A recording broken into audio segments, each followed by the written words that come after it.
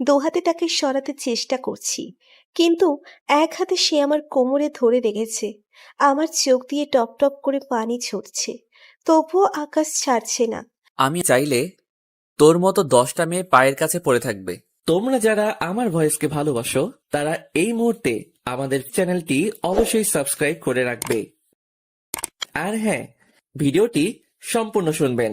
প্রতিদিন ভালোবাসার নতুন নতুন গল্প পেতে চ্যানেলটি সাবস্ক্রাইব করে পাশে থাকা বেল বাটনে ক্লিক করুন। চুলের মুঠি শক্ত করে ধরে আকাশ আমার ঠোঁট কামড়ে ধরে। দোহাতে তাকে সরাতে চেষ্টা করছি, কিন্তু এক হাতে সে আমার কোমরে ধরে রেখেছে। আমার চোখ দিয়ে টপ টপ করে পানি ঝরছে, তবুও আকাশ ছাড়ছে না। একটু পরে ছেড়ে দিয়ে এক হাতে আমার গালে চেপে ধরে বলে, আমি আকাশ চৌধুরী চাইলে তোর মতো 10টা মেয়ে পায়ের কাছে পড়ে থাকবে। এক ঝটকাই আমাকে সরিয়ে দিয়ে হন হন করে বেরিয়ে যায়। একদিকে এত জোরে গালে চেপে ধরায় আমার গাল ব্যথা করছে, অন্যদিকে ঠোঁটে জ্বালা করছে। মনে হয় কেটেই গেছে। ইচ্ছে করছে চিৎকার করে কাঁদতে। আমার জীবনে এটা দুঃস্বপ্ন হয়ে গেছে। আজ যদি আমার বাবা মা বেঁচে থাকতো, তবে এই দিন আসতো না। এইসব ভেবে চোখের জলে নিজেকে ভাসাচ্ছি। ফোনে কথা বলতে বলতে আকাশ ঘরে প্রবেশ করে। ফোনটা রেখে বলল, এসব ন্যাকামি এখানে চলবে না। তোর জীবনে সবচেয়ে বড় ভুল করেছিস, তার মাসুল সারা জীবন তোকে দিতে হবে। সত্যিই বড় ভুল করেছি আমি। বাবা মায়ের মৃত্যুর পরে মামার অভাবের সংসারে ঠাঁই মেলে আমার। তখন আমাদের কিছুই নেই। নদী ভাঙনে বাড়িঘর জমিজমা সব হারিয়ে বাবা মায়ের সাথে শহরের ছোট্ট একটা বাসায় উঠেছিলাম। সবে ইন্টারমিডিয়েট পাশ করে অনার্সে ভর্তি হয়েছি তখন। কত স্বপ্ন ছিল ডাক্তার হব, কিন্তু ডাক্তারি পড়ার আর সামর্থ্য নেই তখন। বাবা খুব কষ্ট পেতেন, কারণ ভর্তি পরীক্ষায় টিকেও ডাক্তারি পড়তে পারলাম না। আমি বাবাকে সান্ত্বনা দিয়ে যাই। আমার সান্ত্বনা মাথার উপর বটের ছায়া। বাবা মা আছে আমার। ভাগ্য আমাকে নিয়ে খেলতে শুরু করে। একদিন অ্যাক্সিডেন্টে আমার বটের ছায়াটা চলে যায় না ফেরার দেশে। তারপর মামা ওনার বাসায় নিয়ে আসে। মামা এক অফিসের কর্মচারী ছিলেন, কোনো রকমের সংসার চলে যেত। দুই ছেলে মেয়ের খরচ চালিয়ে আমি তাদের উপর বাড়তি চাপ হয়ে যায়। মামা কখনো কিছু বলতেন না, কিন্তু মামি কেন চুপ করে থাকবেন? ছুটা কাজের মহিলা বিদায় হলো। ঘর ঝাড়ু, কাপড় ধোয়া, রান্না করা, বাজার করা সব এক এক করে আমার উপর পড়ে। তার মধ্যে কয়েকটা টিউশনি জোগাড় করে নিজের পড়ার খরচ জোগাড় করি। ক্লাসে তো যেতেই পারিনি, শুধু পরীক্ষার সময় পরীক্ষা দিয়ে আসি। মামি সেটাতেও আপত্তি। যতটা সম্ভব নিজের খরচ কমিয়ে টিউশনির টাকা কিছু মামির হাতে তুলে দিই। মামা সব বুঝতেন, কিন্তু মামির উপর কথা বলতে পারতেন না। ঝাড়ি খেয়ে মুখ কালো করে বসে থাকতেন। এভাবেই মামির সংসারে গায়ে খেটে পড়াশুনো শেষ করি। মামাতো ভাই বোন সাইফ আর সুমনা মামিকে লুকিয়ে আমার কাজে অনেক সাহায্য করত। কিন্তু কথাই বলে না, অভাগী যেদিকে যায় সাগরও শুকিয়ে যায়। আমার বেলায়ও ব্যতিক্রম হয়নি। মামার অফিস থেকে একদিন ফোন আসে মামা খুব অসুস্থ, হাসপাতালে নেওয়া হয়েছে। মামিকে নিয়ে ছুটে গেলাম। সপ্তাহখানেক পরে মামা বাসায় ফেরেন ঠিকই, কিন্তু প্যারালাইসিসড হয়ে যায়। মামার অফিসের কয়েকজন এসেছিলেন দেখতে। মামা অনেক বলে কয়ে মামার কাজটা আমাকে দিতে অনুরোধ করেন। ভাগ্য বুঝি মুখ তুলে চাইল। কি দয়া হলো ওনাদের, আমাকে চাকরিটা দিয়ে দিল। সেই অফিসের বস আকাশ। আমি মামার পোস্টেই জয়েন করি। একদিন একটা ফাইল নিয়ে হুট করে আকাশের কেবিনে ঢুকে পড়ি। যা দেখলাম তার জন্য প্রস্তুত ছিলাম না। এই অফিসের একটা মেয়ে আকাশের সাথে খুব ঘনিষ্ঠ অবস্থায়। আমি দেখেই মাথা নিচু করে দাঁড়িয়ে আছি। How dare you! নক না করে আমার কেবিনে ঢোকার সাহস হয় কি করে তোমার? আই এম সরি স্যার, ভুল হয়ে গেছে। আসলে আমি অন্যমনস্কভাবেই নক করতে ভুলে গেছি। কোথা থেকে এসব জুটেছে কে জানে। এই মেয়ে, বাবা মা ভদ্রতা শেখায়নি? এক্সকিউজ মি ম্যাম, আমার ভুল হয়েছে, আমি স্বীকার করছি। কিন্তু তাই বলে আপনি আমার মা বাবাকে তুলে কথা বলতে পারেন না। আর ভদ্রতা কাকে শেখাতে হবে সেটা তো দেখতেই পাচ্ছি। You idiot! ডেইজি আমাকে চড় মারার জন্য হাত তুলতেই ওর হাত ধরে ফেলি। Don't dare you! এক ঝটকায় হাত সরিয়ে দিই। আমার ব্যবহার ডেইজি বোকা হয়ে গেছে। ভাবতেও পারিনি এমনটা করতে পারবো। আকাশ এত সময় শুনছিল, এবার এগিয়ে আসে। এই মেয়ে, তোমার তো খুব সাহস দেখছি। স্যার, আপনার মিটিংয়ের ফাইল রেডি। Excuse me. ফাইলটা ডেস্কে রেখে আমি বেরিয়ে আসি। মাসখানেক কেটে যায়। ডেইজি আমার পেছনে লেগেই আছে। আমি সতর্ক থাকি যাতে আমার ভুল ধরতে না পারে।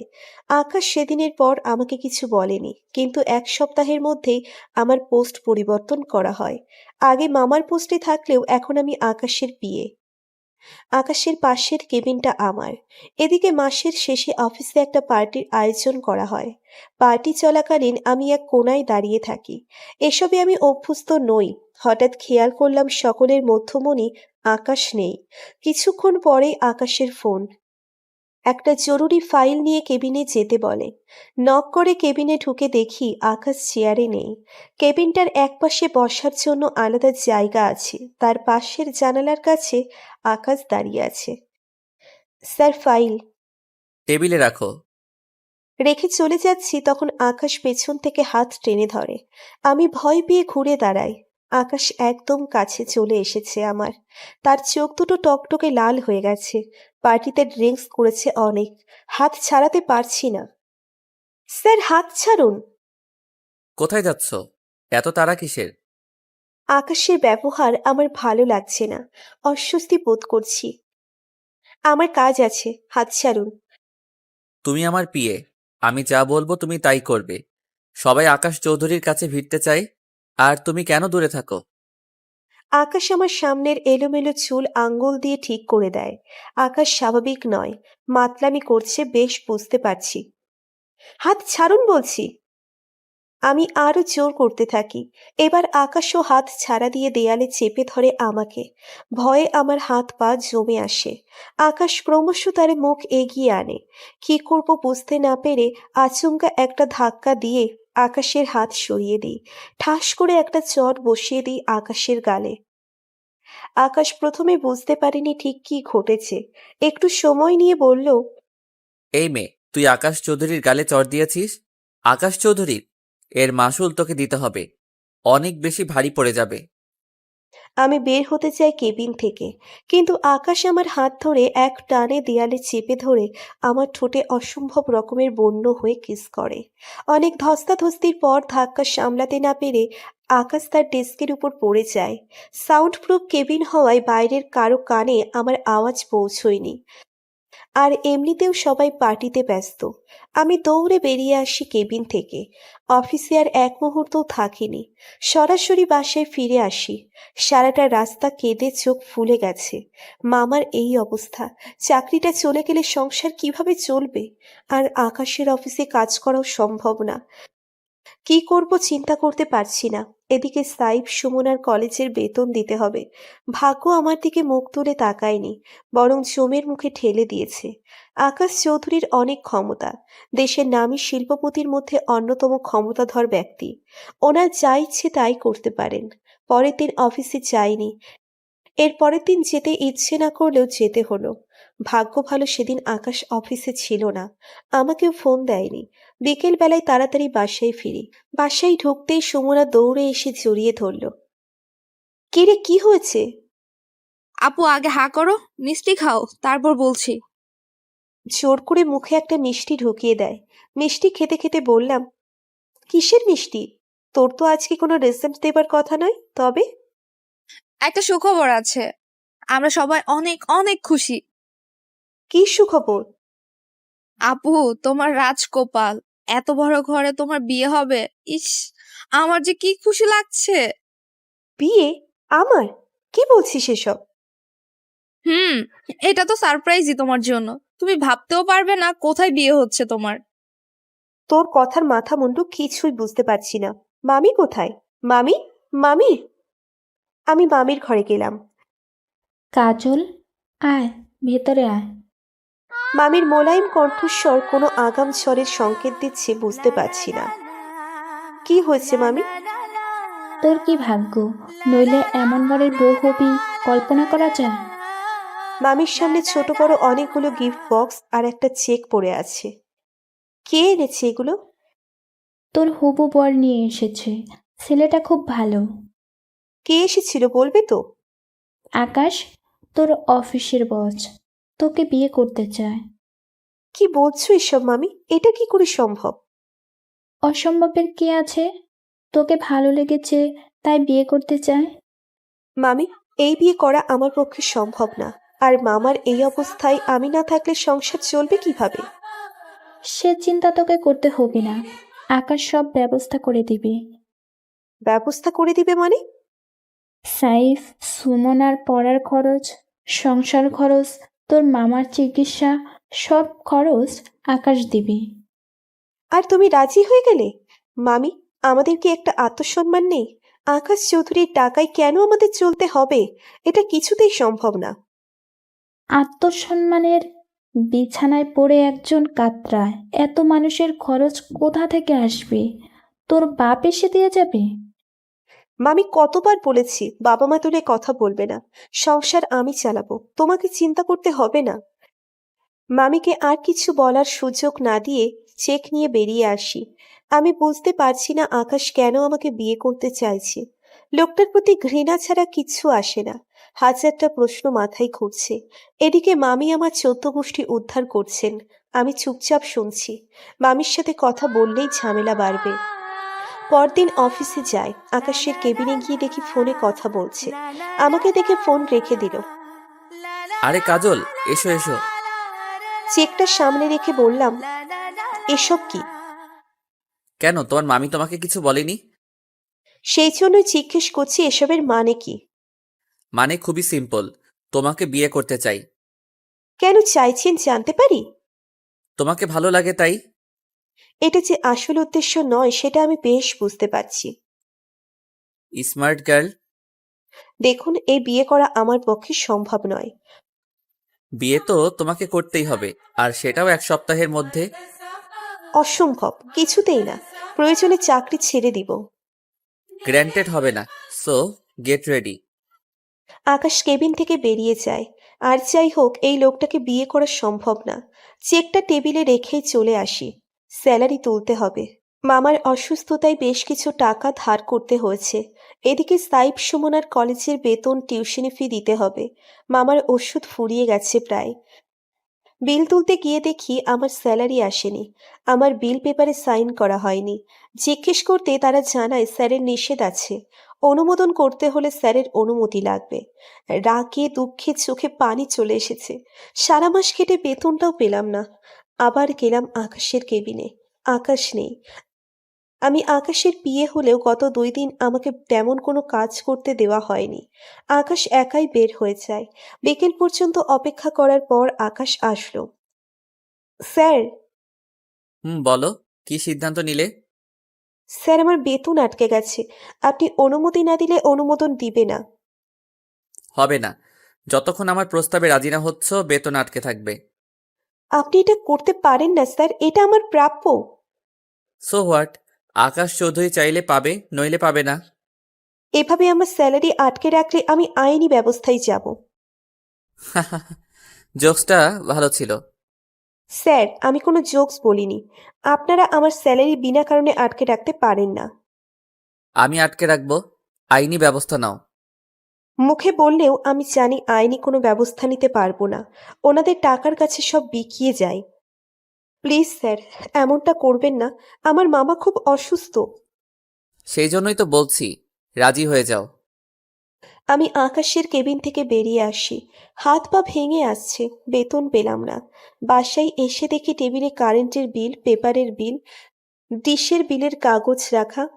মামি এসে বললেন, তোর মামার ওষুধ আনতে হবে, আজ খাওয়ালেই শেষ হয়ে যাবে।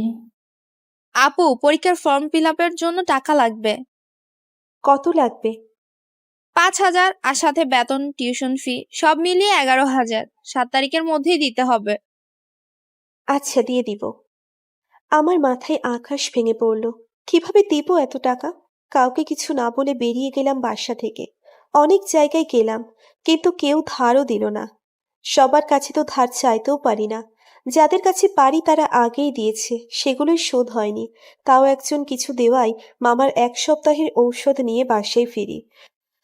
কিন্তু সারা রাত চিন্তা করে সিদ্ধান্ত নিলাম আকাশকে বিয়ে করব। যা আছে আমার কপালে, আর কোনো রাস্তা খোলা নেই। স্যার, আমি আপনার প্রস্তাবে রাজি। পরদিন অফিসে গিয়েই আকাশকে বলে দিলাম, that's like a good girl. আমি জানতাম তুমি রাজি হবেই। যাই হোক, তুমি প্রিপারেশন নাও, আমি আজই তোমাদের বাসায় যাব। আকাশের প্রস্তাবে রাজি না হয়ে উপায় নেই আমার। সাইফ, সুমনার পড়াশোনা, মামার চিকিৎসা সব বন্ধ হয়ে যাবে। আমি জানিও না কেন আকাশ আমাকে বিয়ে করতে চাইছে, কী উদ্দেশ্য তার।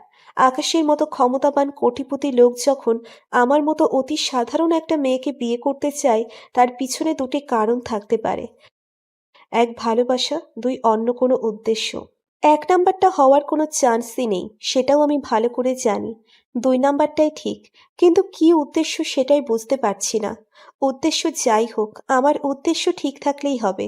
আমার শর্তগুলো পূরণ করতে হবে, তবেই বিয়ে করব। সন্ধ্যায় আকাশ বাসায় আসে, সাথে অনেক কিছু নিয়ে আসে।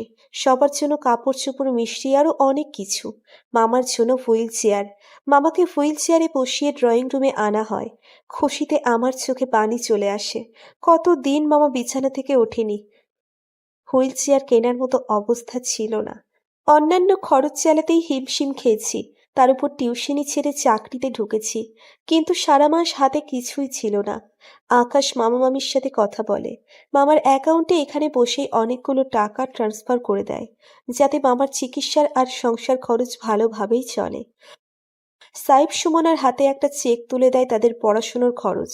মামা আপত্তি করলেও মামির চোখ রাঙানিতে চুপ হয়ে যায়। কিন্তু আমার তো কিছু বলার আছে। স্যার, অনেক কিছুই তো দিলেন, কিন্তু দুদিন পরে কে দেখবে সংসার? সাইফের পড়াশোনা শেষ হতে সব মিলিয়ে বছরখানেক লাগবে। ততদিন? আমি নির্লজ্জের মতো বলে ফেললাম। লজ্জা করে কি হবে? সেই তো ওনাদের জন্য বিয়ে করব। তবে ওনাদের আর্থিক সুরক্ষা নিশ্চিত করে কেন নয়? কাজল, সেসব তোমাকে ভাবতে হবে না।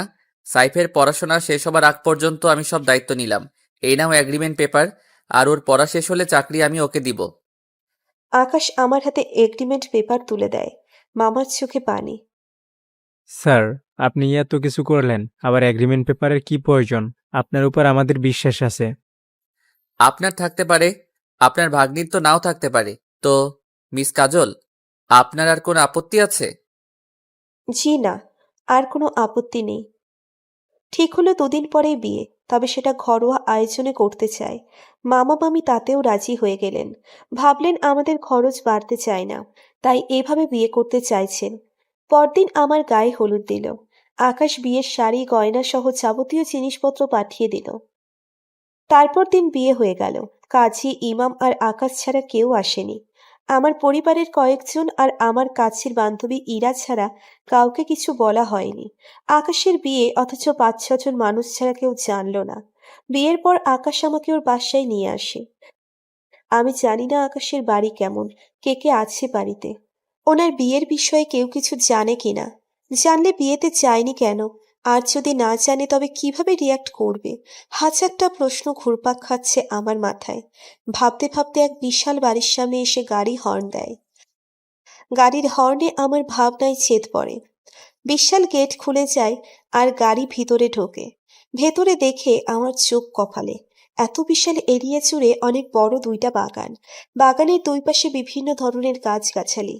বেশ ভেতরে বাড়িটা, যেন রাজপ্রাসাদ। আকাশ গাড়ি থেকে নেমে বলে, বেরিয়ে এসো। আমি ভয়ে ভয়ে বের হয়ে এলাম গাড়ি থেকে। একজন লোক এসে গাড়ি থেকে আকাশের ব্রিফকেস নিয়ে যায়।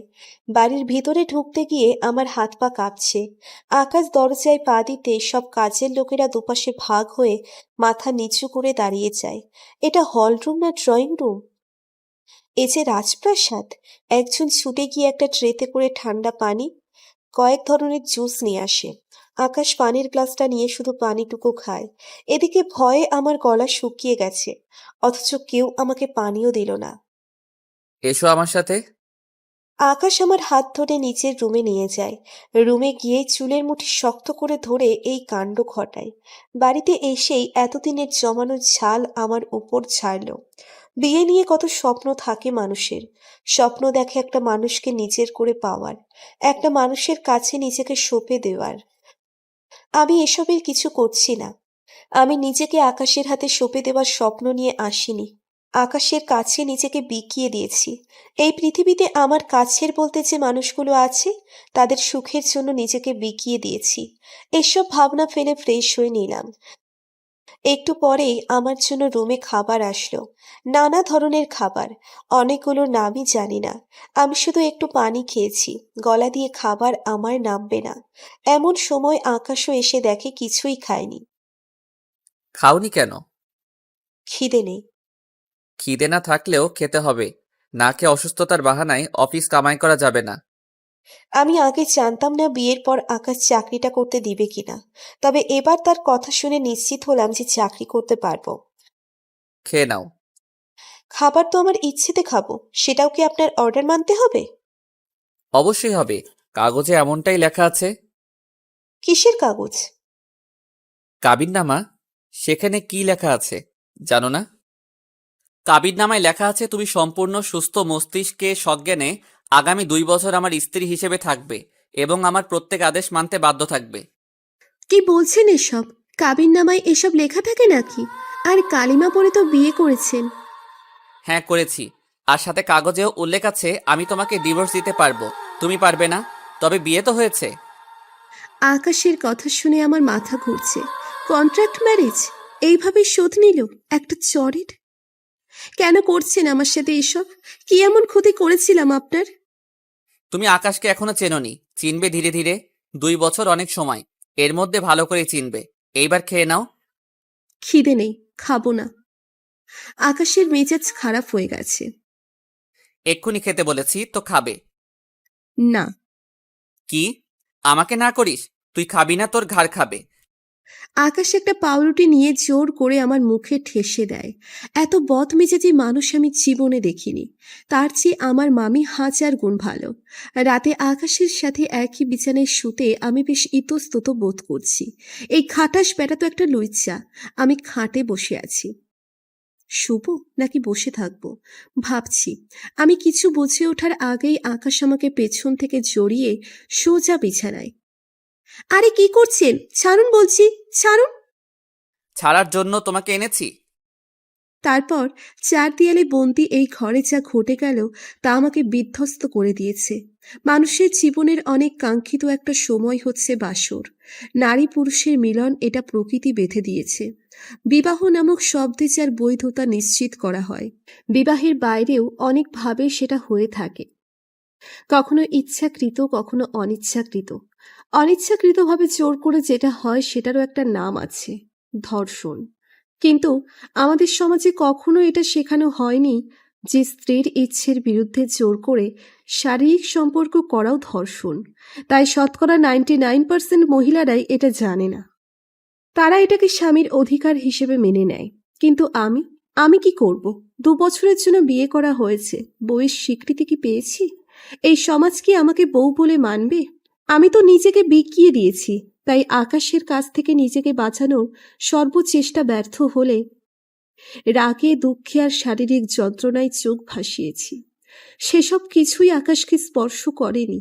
কোনো রকমে শাড়িটা গায়ে চড়িয়ে ওয়াশরুমে ঢুকে দরজা বন্ধ করে দিই। শাওয়ার ছেড়ে ভিজতে থাকি প্রতিটা স্পর্শ মুছে দিতে। আমার কান্না এই 4 দেয়ালে আটকে আছে। কত সময় ভিজেছি জানি না। দরজায় একটার পর একটা ধাক্কা দিয়ে যাচ্ছে আকাশ। আরো বেশ কিছুক্ষণ পরে বেরিয়ে আসি। আকাশ অপলক চেয়ে আছে আমার দিকে। তার চোখে কিছু একটা আছে, তা আমার চোখ এড়ায়নি। কিন্তু কি আছে আমি বোঝার চেষ্টা করছি না। তবে এই দৃষ্টিতে এখন কাম নেই। সেটা বুঝতে না চাইলেও নারীর চোখ এড়ায় না। কি আছে আকাশের চোখে? প্রেম নাকি অপরাধ বোধ? আকাশের চোখে যাই থাকুক না কেন, আমার চোখের কাছে একরাশ ঘৃণা। সরি। খুব ক্ষীণ স্বরে বলল আকাশ। সরি? তোর সরির গুষ্টি কিলাই, বজ্জাত, লজ্জা, খাটাস। আমি কোনো কথা বলার প্রয়োজন বোধ করছি না। মুখ ফুটে গালিও না, চুপচাপ শুয়ে পড়ি। আকাশ বসে আছে। কিছু সময় বসে থেকে আকাশও শুয়ে পড়ল। আমি নীরবে কেঁদেই যাচ্ছি। পরদিন সুমনা আর আমার বান্ধবী ইরা আসে। ওদের দেখে আমি খুব খুশি হই। সুমনা তো ভীষণ খুশি, সারা বাড়ি ঘুরে ঘুরে দেখলো। আপু, এ দেখছি রাজপ্রাসাদ। আসলেই তোমার রাজকপাল, সেজন্যই আকাশ ভাইয়ের মতো স্বামী পেয়েছো। একেবারে রাজপুত্র। সুমনার কথা শুনে আমি মৃদু হাসি। কি করে সুমনাকে বলি এ আমার প্রাসাদ না, এ আমার জন্য নরক? তখন ইরা বলল, কি রে, কেমন কাটলো বাসর? ধুর, থোর কি, তোর জামাই খুব রোমান্টিক তাই না? কিসব যাতা বলছিস? হুম, যা দেখছি তাই বলছি। মানে কি দেখছিস? ইরা মুখ টিপে হাসছে। আমি কিছুই বুঝতে পারছি না। কি দেখেছিস? ওই যে তোর গলায় রোমান্সের চিহ্ন। বলেই ইরা সুমনা একসাথে ফিক করে হেসে ওঠে। লজ্জায় আমি কাচুমাচু করে গলায় হাত দিলাম। নেকলেসের খসা লেগে ছিলে গেছে। কাল বুঝতে না পারলেও সকাল থেকে জ্বালা করছে, কিন্তু সেটা যে ইরার চোখে পড়বে কে জানতো। আমি বললাম, দেখ এটা নেকলেসের খসা খেয়েছিল গেছে, কিন্তু ইরা তোর জামাই খুবই রোমান্টিক হবে। ওমা তাই? ইস, হাউ সুইট। তবে একটা কি জানিস, বিয়ের আগে যারা লুচ্চা থাকে ওই ব্যাটারাই বিয়ের পরে রোমান্টিক নাম নেয়। বলেই আমি মুখ টিপে হাসছি। এরা চোখ পাকিয়ে কিছু বলতে যাচ্ছিল, তখনই আকাশ হাজির। আরে, আমার শ্যালিকারা দেখি হাজির। জি, আমরা হাজির। আমার বান্ধবীকে নিয়ে আসছেন, এখন আপনাদের ধরে নিতে আসছি। হুম, বুঝলাম, কিন্তু সমস্যা একটা আছে। কি সমস্যা? আসলে অফিসে অনেক কাজ পড়ে আছে। আজকে তো যেতে পারবো না, কাল শুক্রবার, তোমরা আজকে থাকবে, কাল একসঙ্গে যাব। আচ্ছা ঠিক আছে। ইরা আর সুমনা থেকে গেল। আজ আকাশ খুবই স্বাভাবিক ব্যবহার করছে। ওদের সাথে অনেক গল্প ঘটল। আমি আগের আকাশ আর আজকের আকাশের মধ্যে কোনো মিল খুঁজে পাচ্ছি না। কত রূপ এই মানুষটার। পরদিন মামার বাসায় গেলাম। আকাশও সারাদিন আমাদের সাথেই ছিল। মামার সাথে আলাদা কথা বলবো সেই উপায় নেই। আকাশ ভাবছে হয়তো আমি কিছু জানিয়ে দিব, তাই কিছুতেই একা ছাড়ছে না। আমি তো এমনিতেই কিছু বলবো না, সবাই ভালো থাকুক বলে কি হবে, সবাই অযথা চিন্তা করবে, মামা আরো অসুস্থ হয়ে পড়বে। আমি তখন আকাশকে বললাম, চিন্তা নেই, কাউকেই কিছু বলবো না। একটু হেসে আকাশ বলল, আমি জানি তুমি বলবে না, কিন্তু সবাই বুঝুক আমি কত বউ পাগল।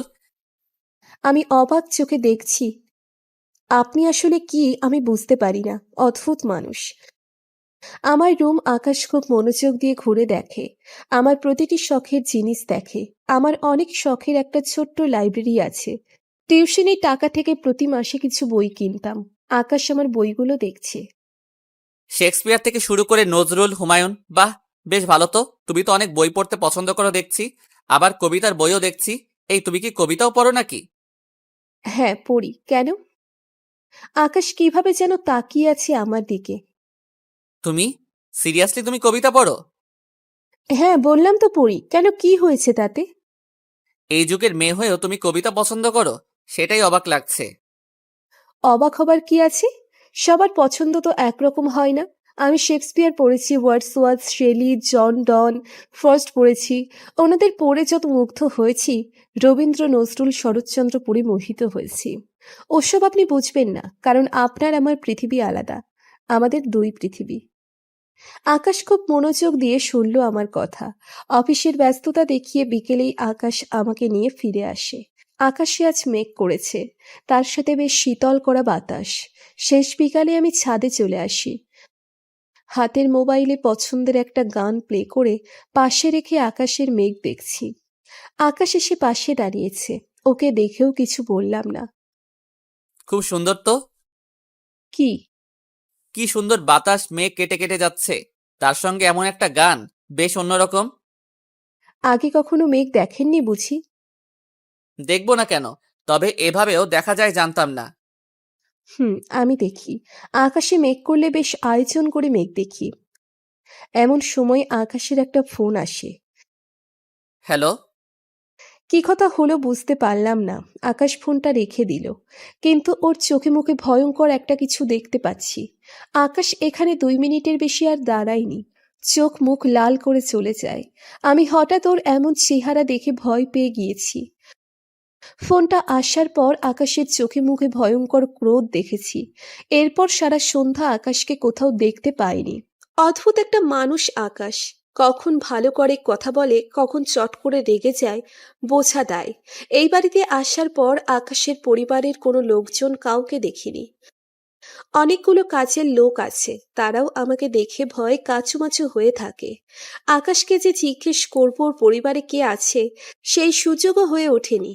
বেশ রাতে আকাশ ফিরে আসে। আমি রুম থেকে বের হচ্ছিলাম, তখন টলতে টলতে আকাশ রুমে ঢোকে। টাল সামলে না পেরে পড়তে গিয়ে আমার উপর ঢলে পড়ে। ধরে নিয়ে বিছানায় কোনো রকম শুইয়ে দিয়ে আমি চলে আসব, তখন আমার হাত টেনে ধরে বলল, কোথায় যাচ্ছ?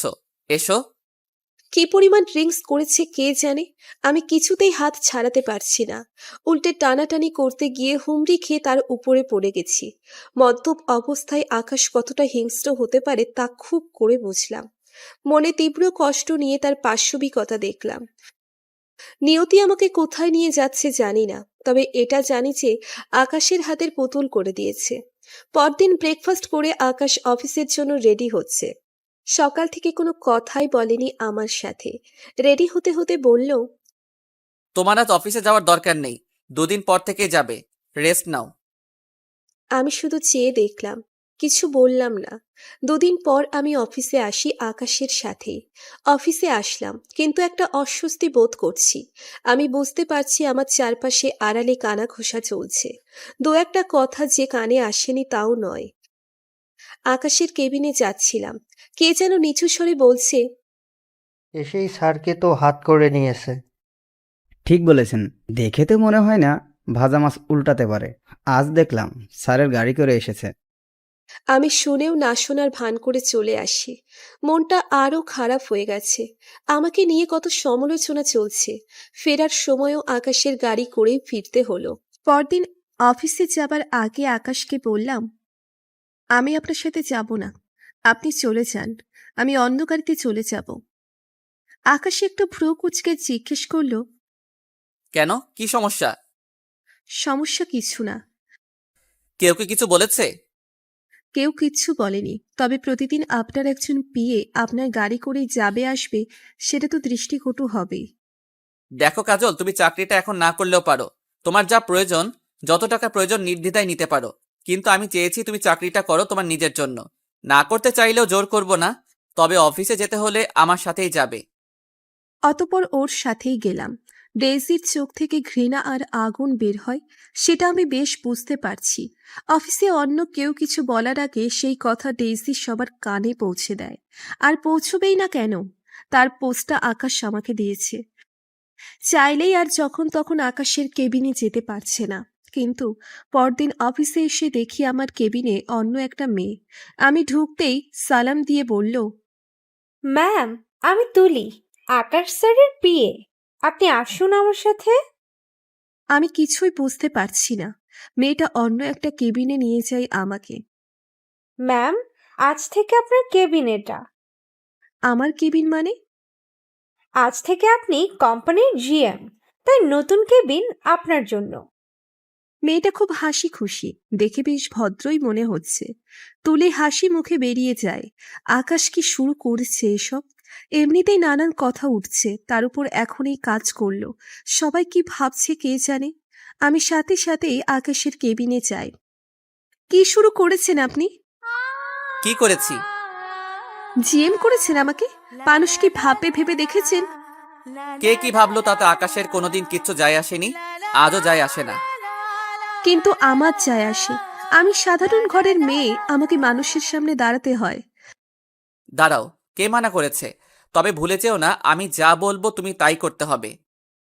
এই লোকটার সাথে কথা বলাই বৃথা।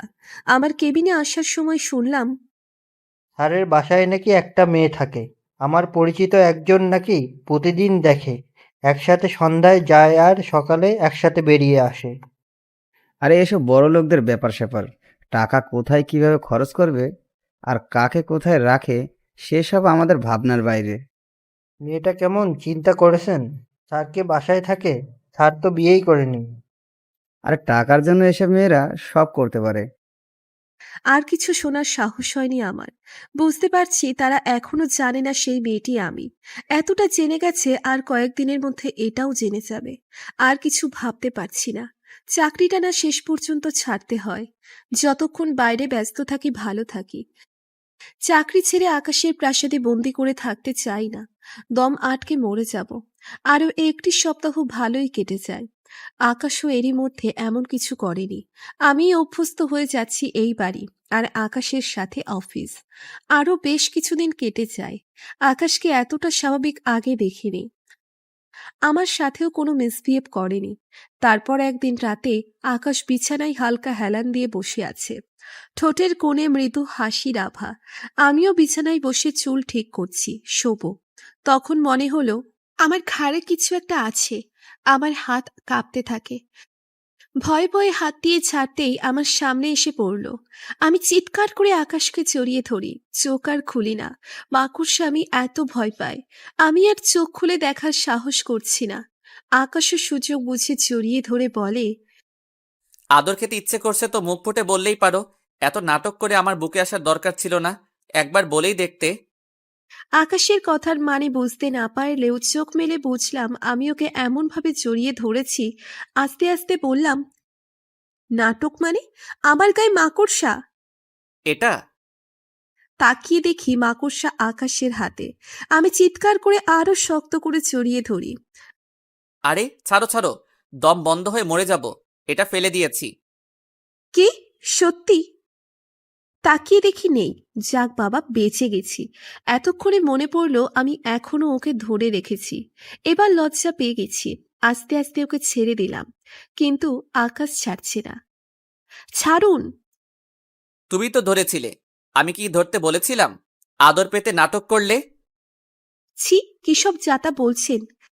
যা সত্যি তাই, এখন তার ছাড়াছাড়ি নেই। আজ এক অন্য আকাশকে আবিষ্কার করলাম। বিয়ের পর যতবার সে কাছে এসেছে প্রতিবার আমি নরকের যন্ত্রণা ভোগ করেছি, কিন্তু আজ তার স্পর্শে অন্য কিছু ছিল। নিজের অজান্তেই আমি আবেশে বন্দী হয়ে যাচ্ছি। কি করছি আমি? মনে পড়তেই সরে যেতে চাইলাম। এই মেয়ে, এত হাত পা ছোড়াছুড়ি করলে মাকড়সা লাগিয়ে দিব। এই যে, ওখানে রাখা আছে। তাকিয়ে দেখি সত্যিই সাইড টেবিলে রাখা। ভয়ে হাত পা জমে আছে। এই লোকের বিশ্বাস নেই, সত্যি সত্যিই দিবে। আমার মাথা তখন অন্যদিকে যাচ্ছে। আজ আকাশের ছোঁয়ায় আমি যেন ঘোরে ডুবে যাচ্ছি। সত্যিই অন্যরকম ভালো লাগার ঘোরে ডুবে গেলাম। সকালে যখন ঘুম ভাঙে নিজেকে আকাশের বুকে আবিষ্কার করলাম। উনিও জড়িয়ে রেখেছেন। গতরাতের কথা মনে পড়তেই নিজেই লজ্জা পেলাম। আকাশের হাত সরাতেই ওর ঘুম ভেঙে যায়। আমি তড়িঘড়ি করে উঠে বসে এলোমেলো হয়ে নিজেকে গোছাতে ব্যস্ত। আকাশ ঘুমো ঘুমো চোখে তাকিয়ে আছে, তাতে আমার বেশ অস্বস্তি হচ্ছে। হঠাৎ মাকড়সার কথা মনে পড়তেই তাকিয়ে দেখি এখনো সেখানেই আছে। মরে গেছি না কি? কি? রাতের মাকড়সাটা নড়াচড়া করছে না, এখনো এক জায়গায় আছে। বোধহয় মরে গেছে। তোমার চিৎকার শোনার পর এটা হার্ট অ্যাটাক করে মারা গেছে নিশ্চিত।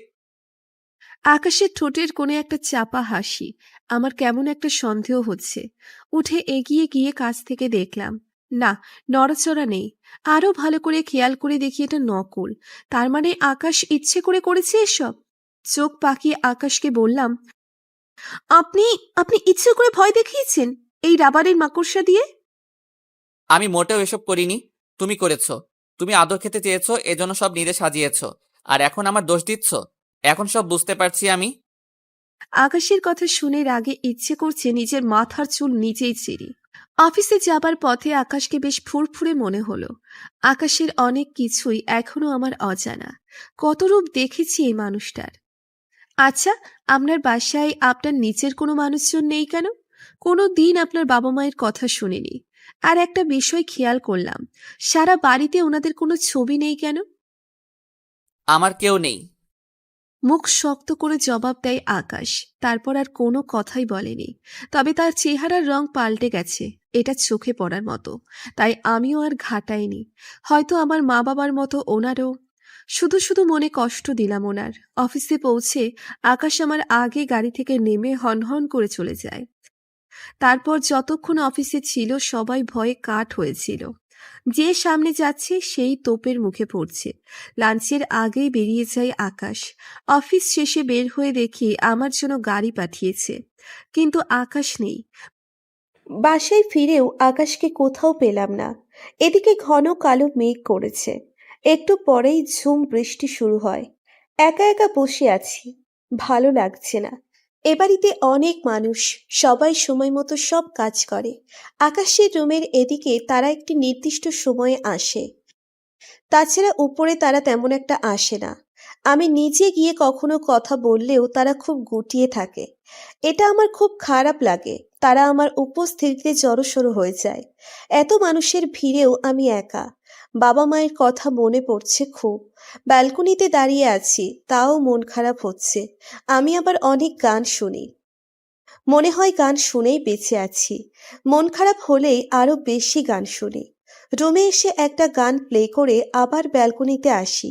বাইরে ঝুম বৃষ্টি, বৃষ্টির হালকা ঝাপটা চোখে মুখে লাগে। অন্যরকম একটা ভালো লাগা কাজ করে। তখন এই একটা গান আমার চোখ ভিজিয়ে দেয়। মফস্বলে বড় হয়েছি আমি। বাবা আর্মি অফিসার ছিলেন। যখন ছুটিতে আসতেন বাড়িতে, মনে হতো আমাদের বাসায় ঈদ। বাবার আদরের রাজকন্যা আজ নিয়তি কোথায় কোথায় নিয়ে যায়। মামির সংসারে লাথি ছাটা খেয়ে আজ আকাশের হাতের পুতুল। ভীষণ মনে পড়ছে বাবা মায়ের কথা। কেন তোমরা আমাকে ফেলে চলে গেলে? যাবেই যদি, নিয়ে যাওনি কেন সাথে? এই গান আমার কলিজায় লাগছে। হঠাৎ গান বন্ধ হয়ে যায়। ভেতরে তাকিয়ে দেখি আকাশ এসেছে। উস্কো খুস্কো চুল, চোখ লাল। নিজের অজান্তেই আকাশের মনে কষ্ট দিয়েছি ওর বাবা মায়ের কথা বলে। আমার ভীষণ খারাপ লাগছে। আমি আমার চোখ মুছে নিলাম। এমন সময় আকাশ এসে এমনভাবে হাত চেপে ধরল, খুব ব্যথা পাচ্ছি, কিন্তু মুখে বলতে পারছি না। এই মেয়ে, তুমি কি মনে করো নিজেকে? তুমি আকাশকে বদলে দিবে, ইমোশনাল করে দিবে? No, never. আকাশ যেমন ছিল তেমনই থাকবে। ব্যথায় চোখে পানি চলে আসে। আকাশ হাতটা ছেড়ে চলে যায়। আমি বোকার মতো তাকিয়ে আছি। মাঝরাতে আমার ঘুম ভেঙে যায়। দেখি আকাশ নেই বিছানায়। ভাবলাম হয়তো ওয়াশরুমে গেছে, কিন্তু অনেক সময় পরেও যখন এলো না, আমি তখন উঠে গেলাম। উঠেই একটা হোঁচট খেলাম। ড্রিম লাইটের হালকা আলোয় দেখি আকাশ বিছানা থেকে হেলান দিয়ে ফ্লোরে দুই হাঁটুতে হাত রেখে মাথা গুজে আছে। আমি বেশ অবাক হলাম। কাছে যেতেই বুঝলাম আকাশ কাঁদছে। আমার ভীষণ মায়া হচ্ছে আকাশের জন্য। কেন জানি মনে হচ্ছে আকাশও আমার মতোই অসহায়। আস্তে করে কাঁধে হাত রেখে বিছানার কিনারায় বসলাম। আকাশ কেন কাঁদছে? কি বলে সান্ত্বনা দিব? আকাশ আমার দিকে তাকায়নি, শুধু একটু সরে এসে আমার কোলে মাথা গুজে আমাকে আঁকড়ে ধরে অবুঝ শিশুর মতো কাঁদতে থাকে। কি হচ্ছে আকাশ? আপনি কাঁদছেন কেন? আকাশ কোনো কথা বলে না। আমি ওর মাথায় হাত রাখি। কি বলবো, বলার মতো কিছু খুঁজে পাচ্ছি না। একটা সময় আকাশ শান্ত হয়ে যায়, চুপচাপ শুয়ে থাকে। কিছু সময় পরে আকাশকে বিছানায় নিয়ে এলাম। একেবারে বাধ্য শিশুর মতো সে এসে শুয়ে পড়ে। বেশ কয়েকটা মাস কেটে যায়। অফিসের লোকদের বাঁকা দৃষ্টিতেও আমি চাকরিটা করছি। এর মধ্যেই একদিন অফিসে পার্টির আয়োজন করা হলো। নতুন একটা কোম্পানির সাথে চুক্তি উপলক্ষে এই আয়োজন। সব দিক বিবেচনা করে আকাশ সন্ধ্যায় পার্টি রাখে। অফিসে আলাদা হলরুম রয়েছে, সেখানেই এই পার্টি কনফারেন্স হয়ে থাকে। পার্টিতে সবাই ব্যস্ত। আকাশও নতুন যারা গেস্ট তাদের সময় দিচ্ছে। আমি একপাশে সরে চুপচাপ দেখছি। কিছু সময় তুলির সাথে গল্প করলাম। আকাশ তুলিকে ডাকতেই তুলি একটা কাজে চলে যায়। এমন সময় এই অফিসের একটা লোক এসে ওনার সাথে ডান্স পার্টনার হতে বলল। আমি খুব ভদ্রভাবেই ওনাকে রিজেক্ট করলাম। উনি চলে গেছেন। কিছু সময় পর গেস্টদের মধ্যে একজন এসে অফার করলেন, সেটাও আমি রিজেক্ট করে বললাম, এক্সকিউজ মি, আমি এসবের সাথে কমফোর্টেবল নই, ধন্যবাদ। ডেইসি কোথা থেকে এসে বলল, ঢং দেখে বাঁচি না, যত সব ন্যাকামো। স্যারের সাথে থাকতে তো লজ্জা করে না? ধোয়া তুলসী পাতার ভাব নিয়ে লাভ নেই। স্যারের সাথে যে রাত কাটাও সেসব খবর আমরা জানি। ডেইসির কথা শুনে আমার কান দিয়ে মনে হচ্ছে গরম ধোঁয়া বের হচ্ছে। ডেইসি! নিজেকে সামলাতে না পেরে চর দেওয়ার জন্য হাত তুলতেই ডেইসি আমার হাত ধরে ফেলে। হয়েছে তো স্যারের রক্ষিতা। সাহস হয় কি করে আমার গায়ে হাত তোলার? তখন দাঁড়িয়ে থাকা লোকটা বলল, তাই নাকি? আকাশ সাহেবের পছন্দ আছে বলতে হবে। You are so sexy. তা আমি একবার একটু পরখ করে দেখতে চাই। আকাশ সাহেব পুরো সপ্তাহে যা দেয় আমি এক রাতে তার দ্বিগুণ দেব। প্লিজ আপত্তি করবেন না। এক মুহূর্ত আর সেখানে দাঁড়াতে পারলাম না। মুখে হাত চেপে দৌড়ে বের হয়ে আসি। আকাশ কোথায় নামিয়েছে আমাকে! কষ্টে আমার বুক ফেটে যাচ্ছে। রাস্তায় হাঁটছি আর চোখ মুছছি বারবার। এই ছিল আমার কপালে? আকাশ এটাই কি তবে চেয়েছিল? কিছু ভাবতে পারছি না। ইদানিং মাথা ভীষণ যন্ত্রণা করে, মাথা ঘুরায়। এখনো আমার মাথা চক্কর দিচ্ছে। এমন সময় আকাশের গাড়ি আমার সামনে এসে থামে। আকাশ বেরিয়ে আসে, আমার হাত ধরে বলে, চলো আমার সাথে। কোথায়? অফিসে। ঝটকা দিয়ে ওর হাত সরিয়ে দিই।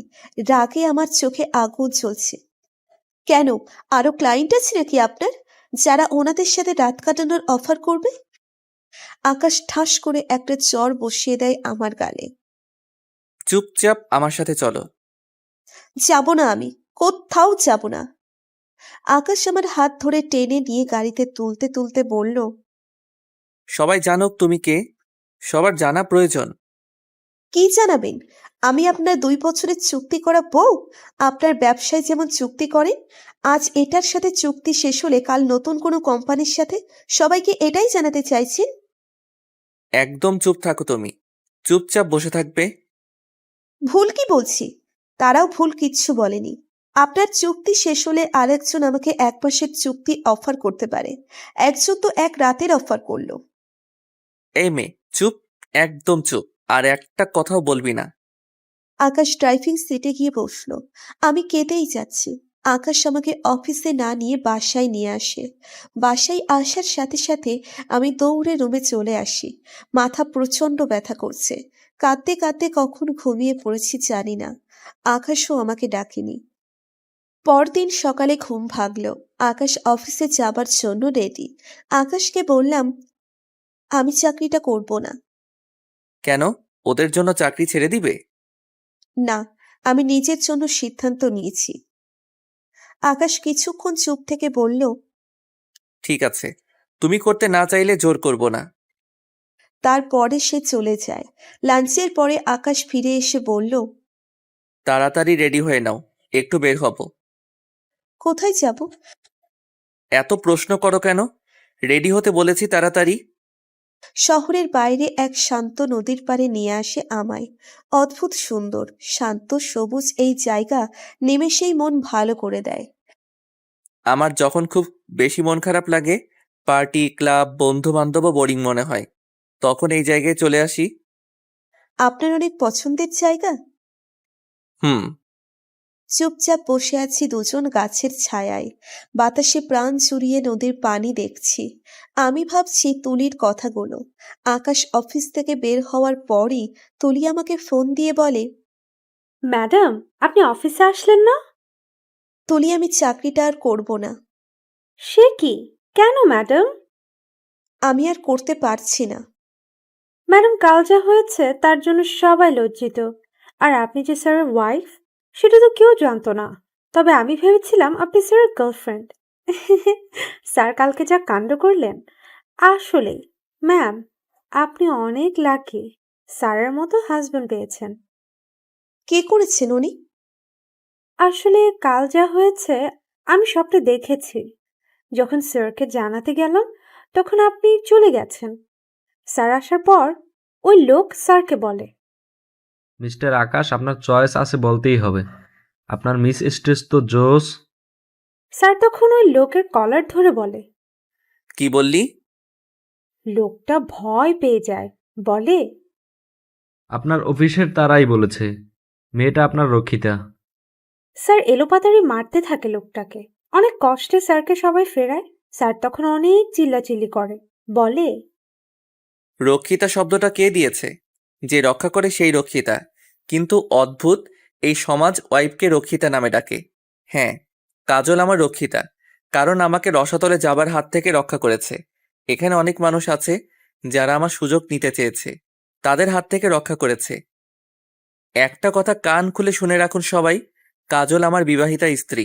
আর যারা এই অফিসে আমাকে ব্যবহার করতে চেয়েছিলেন, ষড়যন্ত্র করেছেন, সবাইকে আমি চিনি। তাই আমি কোনো ব্যবস্থা নেবার আগেই কালকের মধ্যে স্বেচ্ছায় অব্যাহতি দিয়ে চলে যাবেন। আর তুলি, এখনই ফাইল রেডি করো।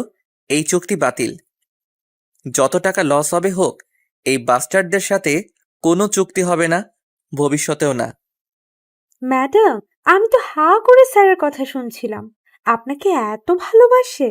আপনাদের জুটি সেরা ম্যাডাম। আর ডেইজি সহ দুইজন আর চাকরি ছেড়ে চলে গেছে। থ্যাঙ্কস তুলি। তোমার স্যার এখন কোথায়? স্যার তো বেরিয়ে গেছেন একটু আগেই। তুলির সাথে কথা বলার একটু পরই আকাশ এসে এখানে নিয়ে আসে। জায়গাটা বেশ ভালো লাগছে আমার। কি ভাবছো? আকাশের কথাই ভাবনায় ছেদ পড়ল। কিছু না, দেখছি খুব সুন্দর জায়গা। কাজল, হুম। আমি যখন থেকে বুঝতে শিখেছি তখন থেকে দেখছি আমার বাবা মা খুব ব্যস্ত। আমাকে সময় দেবার মতো সময় উনাদের ছিল না। চাকরদের হাতে বড় হয়েছি বললেই চলে। বাবা অফিস, ইনার ব্যক্তিগত জীবন নিয়ে, আর মা উনার ক্লাব সমিতি, কত কিছু নিয়ে ব্যস্ত। সারাদিনে শুধু ব্রেকফাস্ট করার সময় সবাইকে একসাথে দেখতাম। তখন আমারও তারা স্কুলে যাবার, তারপর রাতে যখন ঘুমিয়ে পড়তাম তখন ওনারা বাসায় ফিরতেন। আমার কোনো কিছুর অভাব ছিল না, যা চাইতাম তাই পেতাম। অনেক টিউটর ছিলেন, তারা একজনের পর একজন আসতেন। বাবা মা এসবের কমতি রাখেনি, তবে একটা বাচ্চার যে বাবা মার প্রয়োজন সেটা তারা দিতে পারেনি। তবে একজন মানুষ ছিল যাকে আঁকড়ে ধরে বেঁচেছিলাম, আমার দাদু। দাদু আমাকে সারাক্ষণ চোখে চোখে রাখতেন যাতে বাবা মার অভাব বোধ না হয়। দাদু আমার সবচেয়ে কাছের মানুষ ছিলেন। আজ প্রায় 5 বছর দাদু আমাকে একদম একা রেখে চলে গেছেন। দাদুর চলে যাওয়ায় আমি বেপরোয়া জীবনযাপন শুরু করি। এইসব ব্যবসা শুধু দাদুর নাম রক্ষার জন্য আঁকড়ে আছি। আরেকজন ছিলেন গফুর চাচা। ছোটবেলা থেকে দাদু আর উনি আমার সবচেয়ে কাছের মানুষ ছিলেন। আমি কিংবা দাদু কখনো উনাকে কাজের লোক মনে করিনি। আকাশের কথা শুনে কি বলবো বুঝতে পারছি না। মৃত্যু এমন একটা বিষয় যার সান্ত্বনা দেওয়া যায় না। যার হারায় সেই বোঝে। আমিও বুঝি। আকাশের বাসায় শুধু ওর দাদুর ছবি কেন, সেটা এখন বুঝতে পারছি। কিন্তু ওর বাবা মা? আপনার বাবা মাও কি? আমার কেউ নেই, কেউ ছিল না, শুধু দাদু ছিল। সে হারিয়ে গেছে। আকাশের কথায় কিছুই বুঝতে না পারলেও এটা বুঝলাম যে বাবা মায়ের প্রতি একটা কষ্ট আছে ভেতরে কোথাও। তাই এ বিষয়ে আর কথা বাড়ালাম না। কখন যে দেখতে দেখতে প্রায় 1.5 বছর পেরিয়ে গেছে বুঝতেই পারিনি। ইদানিং শরীরটা একদম ভালো লাগছে না। কেমন লাগে সেটাও আমি নিজেই বুঝতে পারছি না। আকাশ শুনলে হুলুস থুলুস কাণ্ড বাঁধাবে, তাই ওকে কিচ্ছু বলিনি। মাথা ঝিমঝিম করে। অবশ্য মাথা ব্যথা প্রায়ই হয়, হয়তো এই জন্য মাথা ঘোরায়। এদিকে আকাশ অনেক ব্যস্ত হয়ে গেছে। ওর দাদুর নামে একটা হাসপাতাল তৈরি করছে। অফিস হাসপাতালের কাজ সব তদারকি করতে গিয়ে খুবই ব্যস্ত সময় পার করছে। সেই সকালে বের হয়ে রাতে ফেরে, আর আমি সারা দিন বাসায় থাকি। মাঝে মধ্যে মামার কাছে যাই, কখনো সাইব সুমনা আসে। এর আগে আকাশ একদিন আমার মামা মামিকে নিয়ে আসে। আমি এত খুশি হয়েছিলাম ওনাদের দেখে, কারণ আমি ভাবতে পারিনি আকাশ ওনাদের নিয়ে আসবেন। মামা মামিও এখানে এসে খুব খুশি। আকাশ জোর করেই 2 দিন ওনাদের এখানে রেখেছে। আগে যখন অফিসে যেতাম তখন এই বাসায় যারা আছে তাদের সাথে মেশার সুযোগটা পাইনি তেমন। এখন হাতে প্রচুর অবসর সময় থাকায় আমি সংসারের সব দেখাশোনা করতে পারছি। যারা এখানে আছে প্রত্যেকেই খুব মিশুক। আগে আমাকে দেখে সবাই একটা আতঙ্কের মধ্যে থাকতো। এর কারণ যে আকাশ তা আমি বুঝতে পেরেছি আগেই। আকাশ আগে বাসায় একদম থাকতো না বললেই চলে। কিন্তু হাসপাতালের কাজ শুরু করার আগে আকাশ বাসায় প্রচুর সময় কাটিয়েছে। খুঁটিয়ে দেখেছে বাগানের প্রতিটি গাছ। এতে এ বাড়িতে যেন নতুন করে প্রাণ ফিরে আসে। এখন অনেক ব্যস্ত, তাই সে সময় হচ্ছে না। কিন্তু আমি ভালোই সময় কাটাচ্ছি। শোভা নামের একটা মেয়ে আছে, গফুর চাচার মেয়ে। সেও এখানেই কাজ করে, সবার কাজের তদারকি করে। মেয়েটা ভারী মিষ্টি দেখতে আর ভীষণ মিশুক। আমার সাথে বেশ ভাব জমে গেছে। আজ কাঁচা আমের ভর্তা, কাল তেঁতুল, কখনো বাগানের ডাসা পেয়ারা নিয়ে আসে আমার জন্য। কেমন মায়াই জড়িয়ে যাচ্ছে এই সংসারের। আকাশের প্রতি আমার ধারণা বদলে যাচ্ছে। কি জানি কেন সারাক্ষণ তার কথাই মনে পড়ে। আমি কি আকাশের প্রেমে পড়ে যাচ্ছি? কি সব চিন্তা করছি আমি। আকাশকে বাধ্য হয়ে বিয়ে করেছি। না আকাশ আমায় ভালোবাসে, না আমি আকাশকে। 2 বছর পূর্ণ হলেই তো চলে যাব এই বাড়ি থেকে। আরো 3 মাস কেটে গেছে। এদিকে হাসপাতালের কাজ প্রায় শেষের দিকে। আকাশের ব্যস্ততা আরো বেড়ে গেছে। ইদানিং আমার শরীর খুব একটা ভালো যাচ্ছে না। মাথা ঝিমঝিম করে, মাঝে মধ্যে বমি বমি ভাব হয় খুব। 2 দিন বমিও হয়েছে। আজ যখন আকাশ অফিসে চলে যায় খুব খারাপ লাগছিল, তাই শুয়েছিলাম অনেক সময়। তারপর যখন উঠে গেলাম মাথা ঘুরে পড়ে যায়। তখন শোভা উপরে এসেছিল। সে দেখতে পেয়ে তাড়াতাড়ি আরো অন্যদের ডেকে এনে রুমে নিয়ে মাথায় পানি দেয়। কিছুটা সুস্থ বোধ করলেও শোভা জোর করেই ডাক্তারের কাছে পাঠায়। আমি একা একা পারবো না ভেবে সে নিজেও আমার সাথে আসে। তার চোখে মুখে খুশির ঝিলিক, কিন্তু আমার ভীষণ ভয় করছে। শোভা যা ভাবছে সত্যিই যদি তা হয়, কি করব আমি? আমার একদিকে যেমন ভয় লাগছে, অন্যদিকে অন্যরকম একটা ভালো লাগা কাজ করছে। আবার আতঙ্কিত হয়েও আছি। এ যেন এক মিশ্র অনুভূতি। ডাক্তার অনেকগুলো টেস্ট করালেন। সামান্য এই সমস্যার জন্য এত টেস্ট করতে হবে কেন বুঝি না। কিভাবে যে রোগীর কাছ থেকে টাকা নিবে সেই ধান্দাই থাকে মনে হয়। এসব মনে মনে ভেবে বিরক্ত হচ্ছি। রিপোর্ট পরদিন দিবে, তাই বাসায় চলে আসি। সন্ধ্যায় আকাশ বাসায় ফিরে এসে দেখে আমি বিছানায় শুয়ে আছি। এই সন্ধ্যায় শুয়ে আছো কেন? শরীর খারাপ? না, মাথাটা ধরে আছে তাই। রেডি হও, এক্ষুনি ডাক্তারের কাছে যাব। আমি যে ডাক্তারের কাছে গিয়েছিলাম সেটা ওকে জানানো যাবে না। আর এখন নিয়ে গেলে আবার পরীক্ষা করবে, আবার কি রিপোর্ট আসবে সেটা আকাশ জেনে যাবে। কিন্তু আমি সেটা চাচ্ছি না। আর তাছাড়া সারাদিন শেষে বাসায় এসে আবার আমাকে নিয়ে বের হবে, সেটাও আমার খারাপ লাগবে। তাই বললাম, আরে তেমন কিছু না, দুপুরে ঘুমানোর অভ্যেস হয়ে গেছে, আজ ঘুমাইনি তাই মাথা ধরে আছে। ও তাই বলো। জানো, আর মাস 2 মধ্যে হাসপাতালের কাজ শেষ হয়ে যাবে। আমি খুবই এক্সাইটেড। আকাশের চোখে মুখে খুশি, কত প্রাণ খুলে মনে হয় হাসছে। পরদিন আমি নিজেই রিপোর্ট আনতে গেলাম। ডাক্তার বলল, আপনার গার্ডিয়ান কেউ আসেনি? ডক্টর, আমার আসার মতো কেউ নেই, তাই যা বলার আমাকেই বলুন। ডাক্তার রিপোর্ট দিলেন আমার হাতে। রিপোর্ট হাতে নিয়ে বসে আছি। আমি বসা থেকে উঠতে পারছি না, মনে হচ্ছে আমার। তারপর হাসপাতাল থেকে বেরিয়ে এলাম। আমার পা ভেঙে আসছে। এখন কি করব আমি? এখন কাউকে কিছু বলা যাবে না। তারপর বাসায় ফিরে আসি। শোভা দৌড়ে এসে আমায় দেখে। ভাবি, ডাক্তার কি বলল? আমি মৃদু হেসে বললাম, তেমন কিছুই না, অতিরিক্ত টেনশনে নাকি মাথা ঘুরিয়ে পড়ে গেছি। শোভার মুখ দেখে বুঝতে পারলাম ও আশাভঙ্গে ব্যথিত হয়েছে। তারপরও তাকে কিচ্ছু বলতে পারলাম না। প্রায় 1.5 মাস পরে হাসপাতালের কাজ শেষ হয়েছে। আকাশ আমাকে নিয়ে ঘুরিয়ে দেখালো।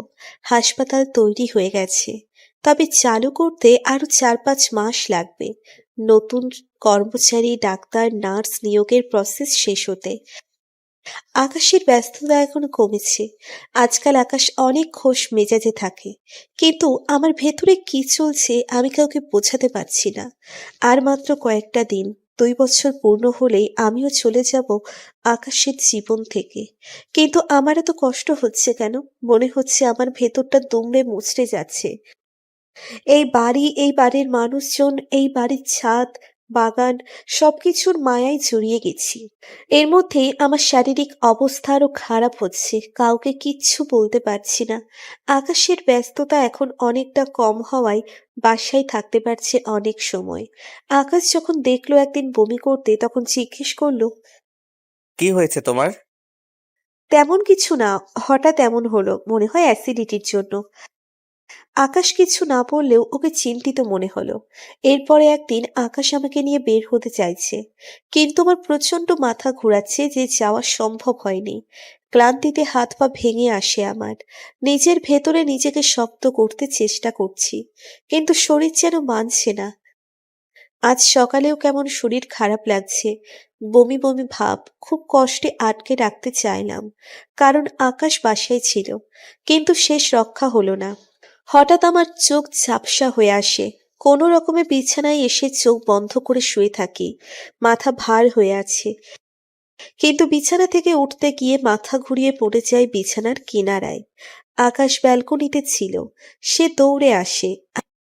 কাজল, কি হয়েছে তোমার? কাজল। আমি জ্ঞান হারাইনি, মাথা চক্কর দিচ্ছিল। কিচ্ছু হয়নি, মাথা। আর কোনো কথা শুনবো না, এখনই যাবে আমার সাথে। আকাশকে শত অনুরোধ করেও আটকাতে পারিনি। জোর করে ডাক্তারের কাছে নিয়ে যায়। এদিকে টেনশনে আমার অবস্থা খারাপ। যদি রিপোর্ট দেখে কি হবে তখন?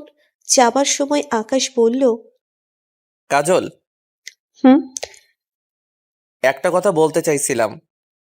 বলুন। মৃদু হেসে আকাশ বলল, আমার মনে হচ্ছে তোমার সমস্যা অন্য কিছু। আমাকে আবার নতুন করে বাঁধার কিছু করনি তো? আকাশের কথার মানে আমি বুঝতে পারছি, তাই কিছু বললাম না।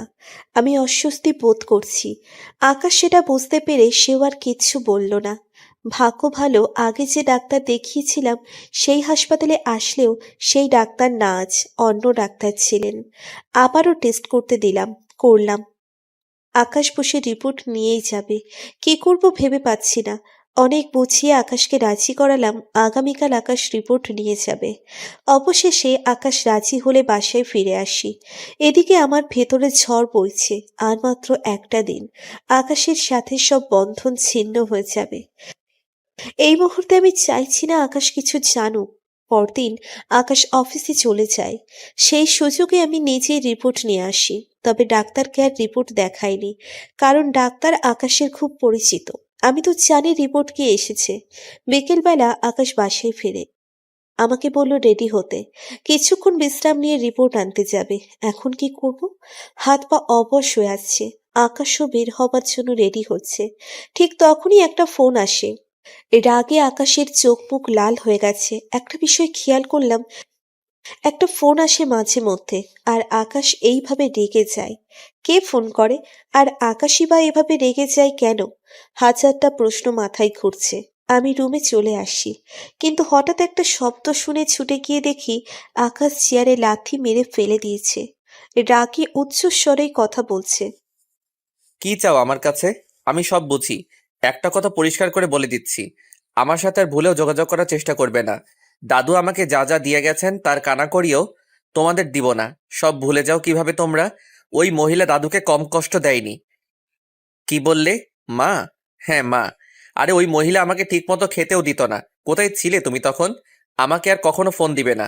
তোমাদের উদ্দেশ্য আমি জানি। যোগাযোগ করতে চাইলে খুব খারাপ হবে। মোবাইলটা ছুঁড়ে ফেলে আকাশ, কান্নায় ভেঙে পড়ে। আমি কাছে গিয়ে ওর পিঠে হাত রাখি। আমাকে মা দেখায়, বাবার দায়িত্ব দেখায়। আরে স্বার্থপরগুলো আমার দাদুর সম্পত্তির জন্য ফোন করে আমাকে। মা, সারাক্ষণ এই বাড়িতে অশান্তি লেগেই থাকতো। আমি যখন ক্লাস 8-এ পড়ি তখন ওনাদের ডিভোর্স হয়ে যায়। একটাবার আমার কথা ভাবলো না। আমার মা আমাকে ফেলে অন্য একটা লোককে বিয়ে করে দেশ ছেড়ে চলে যায়। আর বাবা ওনার প্রেমিকাকে বিয়ে করেন। আমি স্কুলে যেতে পারতাম না, বাসা থেকে বের হতাম না। বন্ধু বান্ধবীরা হাসাহাসি করতো, পিছনে তো বলতোই, সামনেও অনেক কিছু বলতো। স্কুল ছেড়ে দিতে চাইলাম, শুধু দাদুর জন্য পারলাম না। বাবা ওই মহিলাকে নিয়ে আসে, তখন দাদু অসুস্থ হয়ে পড়েন। ওই মহিলা দাদুকে ঠিকমতো ওষুধও এনে দেয়নি, খাবার দেয়নি। বাবা এসবের কোনো খোঁজ রাখেনি। গফুর চাচা না থাকলে দাদু তখন মরেই যেতেন। খাবার খেতে একটু দেরি হলেই আমার সামনে থেকে খাবার নিয়ে যেত। আমি সবার শেষে স্কুলে যেতাম, সবার পিছনে বসতাম। ছুটি হলে সবার আগে স্কুল ছাড়তাম, শুধু লজ্জায়। দাদু যখন সুস্থ হয়ে ওঠেন উইল করে সবকিছু আমার নামে করে দেন, আর বাবাকে ত্যায্য পুত্র করেন। উনাদের অনেক আছে, অনেক থাকার পরেও দাদু আমাকে যা দিয়েছেন সেটা নেবার জন্য এখন বাবার দায়িত্ব ফলাতে আসে। সব স্বার্থপর, সব। কাউকে চাই না আমার। আমি রাতে একা ফুপিয়ে ফুপিয়ে কাঁদতাম। আকাশ, শান্ত হন আপনি। তুমি এখানে কি করছো? চলে যাও। তুমি চলে যাও আমার সামনে থেকে। কাউকে চাই না আমার, কাউকে না। কেউ নেই আমার। চলে যাও। আকাশ নিজেই বের হয়ে চলে যায়। আমি রাস্তায় হাঁটছি। ভোরে ঘুম থেকে উঠে আমি আকাশের বাড়ি থেকে বেরিয়ে আসি। আকাশ অনেক রাতে বাসায় ফিরেছে, এখনো ঘুমোচ্ছে। আর আমি রাস্তায়। আকাশের যে 2 বছরের চুক্তি ছিল সেটা শেষ হয়েছে গতকাল। আজ আমি দায়বদ্ধ নই। আকাশ মানুষটা একদম অন্যরকম। অনেক কষ্ট পুষে রেখেছে মনে। আমার প্রতি যতটা অনুভূতি তার, কিছুটা আমি আঁচ করতে পেরেছি। আমি চলে যাচ্ছি। আকাশ আরো একা হয়ে যাবে। কিন্তু আমার কি করার আছে? কিচ্ছু করার নেই। আমি নিজেই নিয়তির হাতের পুতুল। সাইফকে ফোন দিয়েছি। সাইফ, তুই একটু আসতে পারবি এখন? কোথায় আপু? আমি বের হয়েছি, রাস্তায় আছি, তুই আয়। কেন আপু, কি হয়েছে? কিচ্ছু হয়নি, তুই চলে আয় তাড়াতাড়ি। আচ্ছা, আমি আসছি। কোথায় আসবো বলো? আমি সাইফকে লোকেশন বললাম। একা যেতে ভরসা পাচ্ছি না। সাইফ আসতে এত দেরি করছে কেন? আমি একা গাড়িতে উঠবো না, হাত পা অসাড় হয়ে আসছে। এদিকে আকাশ ঘুম থেকে ওঠে, কিন্তু আমাকে কোথাও খুঁজে পায় না। শেষ পর্যন্ত দারোয়ান জানায় আমি খুব ভোরে বের হয়েছি। কোথায় যাব এত সকালে আকাশ ভেবে পাচ্ছে না। রুমে আবার যখন আসলো তখন ছোট্ট চিরকুট চোখে পড়ল। আকাশ, আপনাকে অনেক ধন্যবাদ। আপনি অনেক কিছু করেছেন আমার পরিবারের জন্য। গতকাল আপনার 2 বছর পূর্ণ হয়েছে। আমিও কথা রেখেছি। 2 বছর আপনার প্রতিটি কথা মেনে চলেছি। চলে যাচ্ছি আমি, কিন্তু মনে হয় আপনার বাড়ির মায়ায় জড়িয়ে গেছি। কিন্তু যেতে তো হবেই। ভালো থাকবেন, কাজল। আকাশের চোখে পানি। এভাবে চলে যাব ভাবিনি আকাশ। এখন আকাশ ভাবছে নিশ্চয়ই মামার বাসায় যাব আমি। অনেকক্ষণ স্তব্ধ হয়ে বসে থাকার পর মনে পড়ল রিপোর্ট আনা হয়নি। সাথে সাথেই সেখানে চলে যায়। গতকাল রিপোর্ট নেবার কথা ছিল। স্যার, আপনার ওয়াইফ কাল সকালে রিপোর্ট নিয়ে গেছে। নিয়ে গেছে? এমন সময় সেই ডাক্তারও যাচ্ছিলেন এদিক দিয়ে। আরে আকাশ সাহেব, আপনার ওয়াইফের রিপোর্টগুলো দেখালেন না? তখন হাসপাতালের লোকটা বলল, স্যার ওনার ওয়াইফ কাল রিপোর্ট নিয়ে গেছেন, কিন্তু উনি এখন রিপোর্ট নিতে আসছেন। ডাক্তারকে খুব চিন্তিত মনে হলো। আকাশ একটু ইতস্তত করে বলল, আপনার ওয়াইফ কোথায়? ওর বাড়িতে চলে গেছে। আমাকে কিছু জানায়নি। একটু ফ্যামিলি প্রবলেম।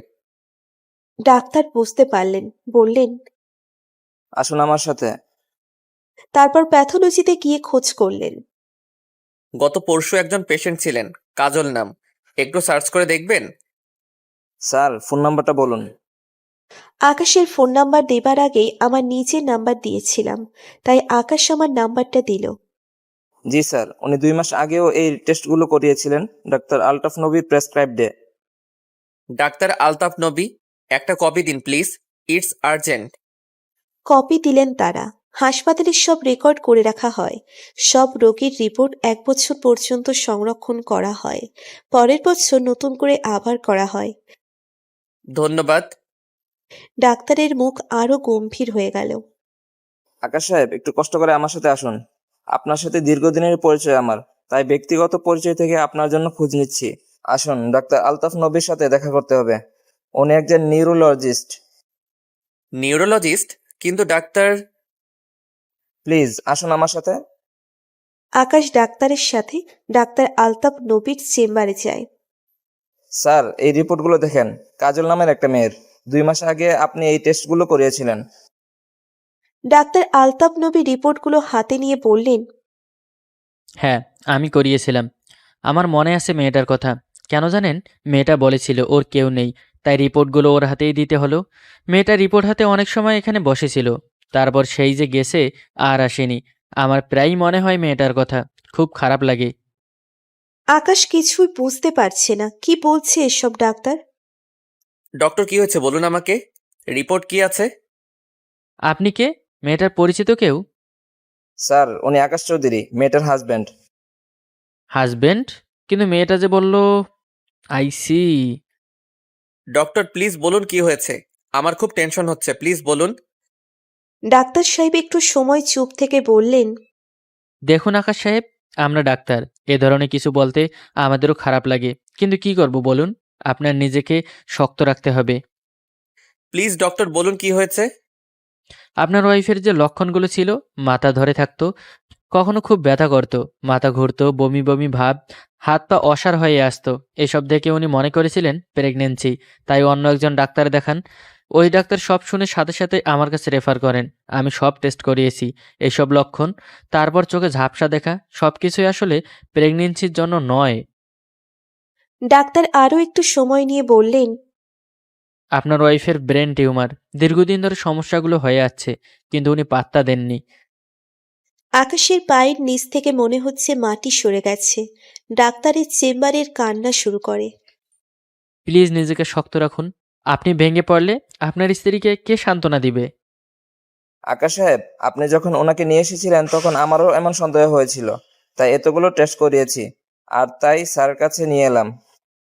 আকাশ কান্না ভেজা কণ্ঠে বলল, স্যার, আমি তাকে কি সান্ত্বনা দিব? সে গত 2 মাস এই খবর গোপন রেখেছে, কাউকে বোঝাতেও দেয়নি। আকাশ ব্রেইন ও স্পাইনাল সার্জন ডাক্তার আলতাফ নবীর সাথে কথা বলে বেরিয়ে আসে। সবাই কেন তাকে ছেড়ে চলে যায়? আকাশের হাত পা জমে আসছে, কিচ্ছু ভাবতে পারছে না আর। এমন সময় সাইফের ফোন আসে। আকাশ ভাই, সাইব, বলো।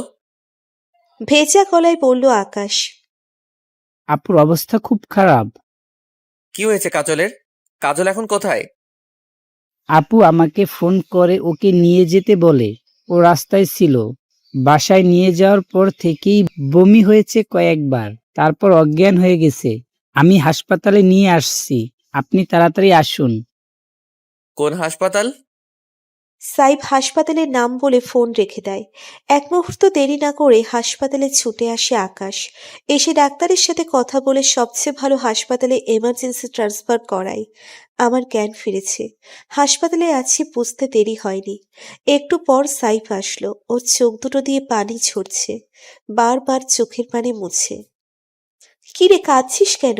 আমি এখন ভালো আছি, কান্না করার কি হলো? আপু তুমি এমন কেন? সারা জীবন অন্যের কথা ভেবেই গেলে। কি হয়েছে তোর? কিছু হয়নি আমার। সাইব বেরিয়ে যায় কেবিন থেকে। পৃথিবীতে এত নিষ্ঠুর কেন?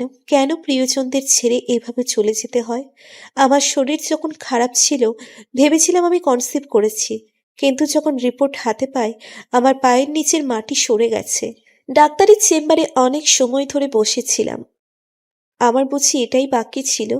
আমি জানি আকাশ আমাকে কতটা ভালোবাসে, আমাকে আঁকড়ে বাঁচতে চেয়েছে, কিন্তু আমার কিচ্ছু করার ছিল না। শুধু শুধু ওকে আর কষ্ট দিতে চাই না, এভাবে চলে এসেছি। আসলে কি করা উচিত আমি বুঝতে পারছিলাম না। আমার কাছে কোনো যুক্তি কাজ করছে না। রিপোর্টের কথা কাকে বলতাম? মামার বাসায় বলে ওনাদের কষ্ট দিতে চাইনি। আর আকাশ এত কষ্ট পুষে আছে, কি করে নিজের কথা বলে ওর কষ্ট বাড়িয়ে দিই? আমি ভাবতাম আমার কষ্ট আকাশ বুঝছে না, কিন্তু তার মনে এই পাহাড় বয়ে বেড়াচ্ছে কে জানতো। তাই চাইনে রিপোর্ট ওর হাতে পড়ুক। কিন্তু এখন যদি এখানে টেস্ট করাই তবে সবাই জেনে যাবে।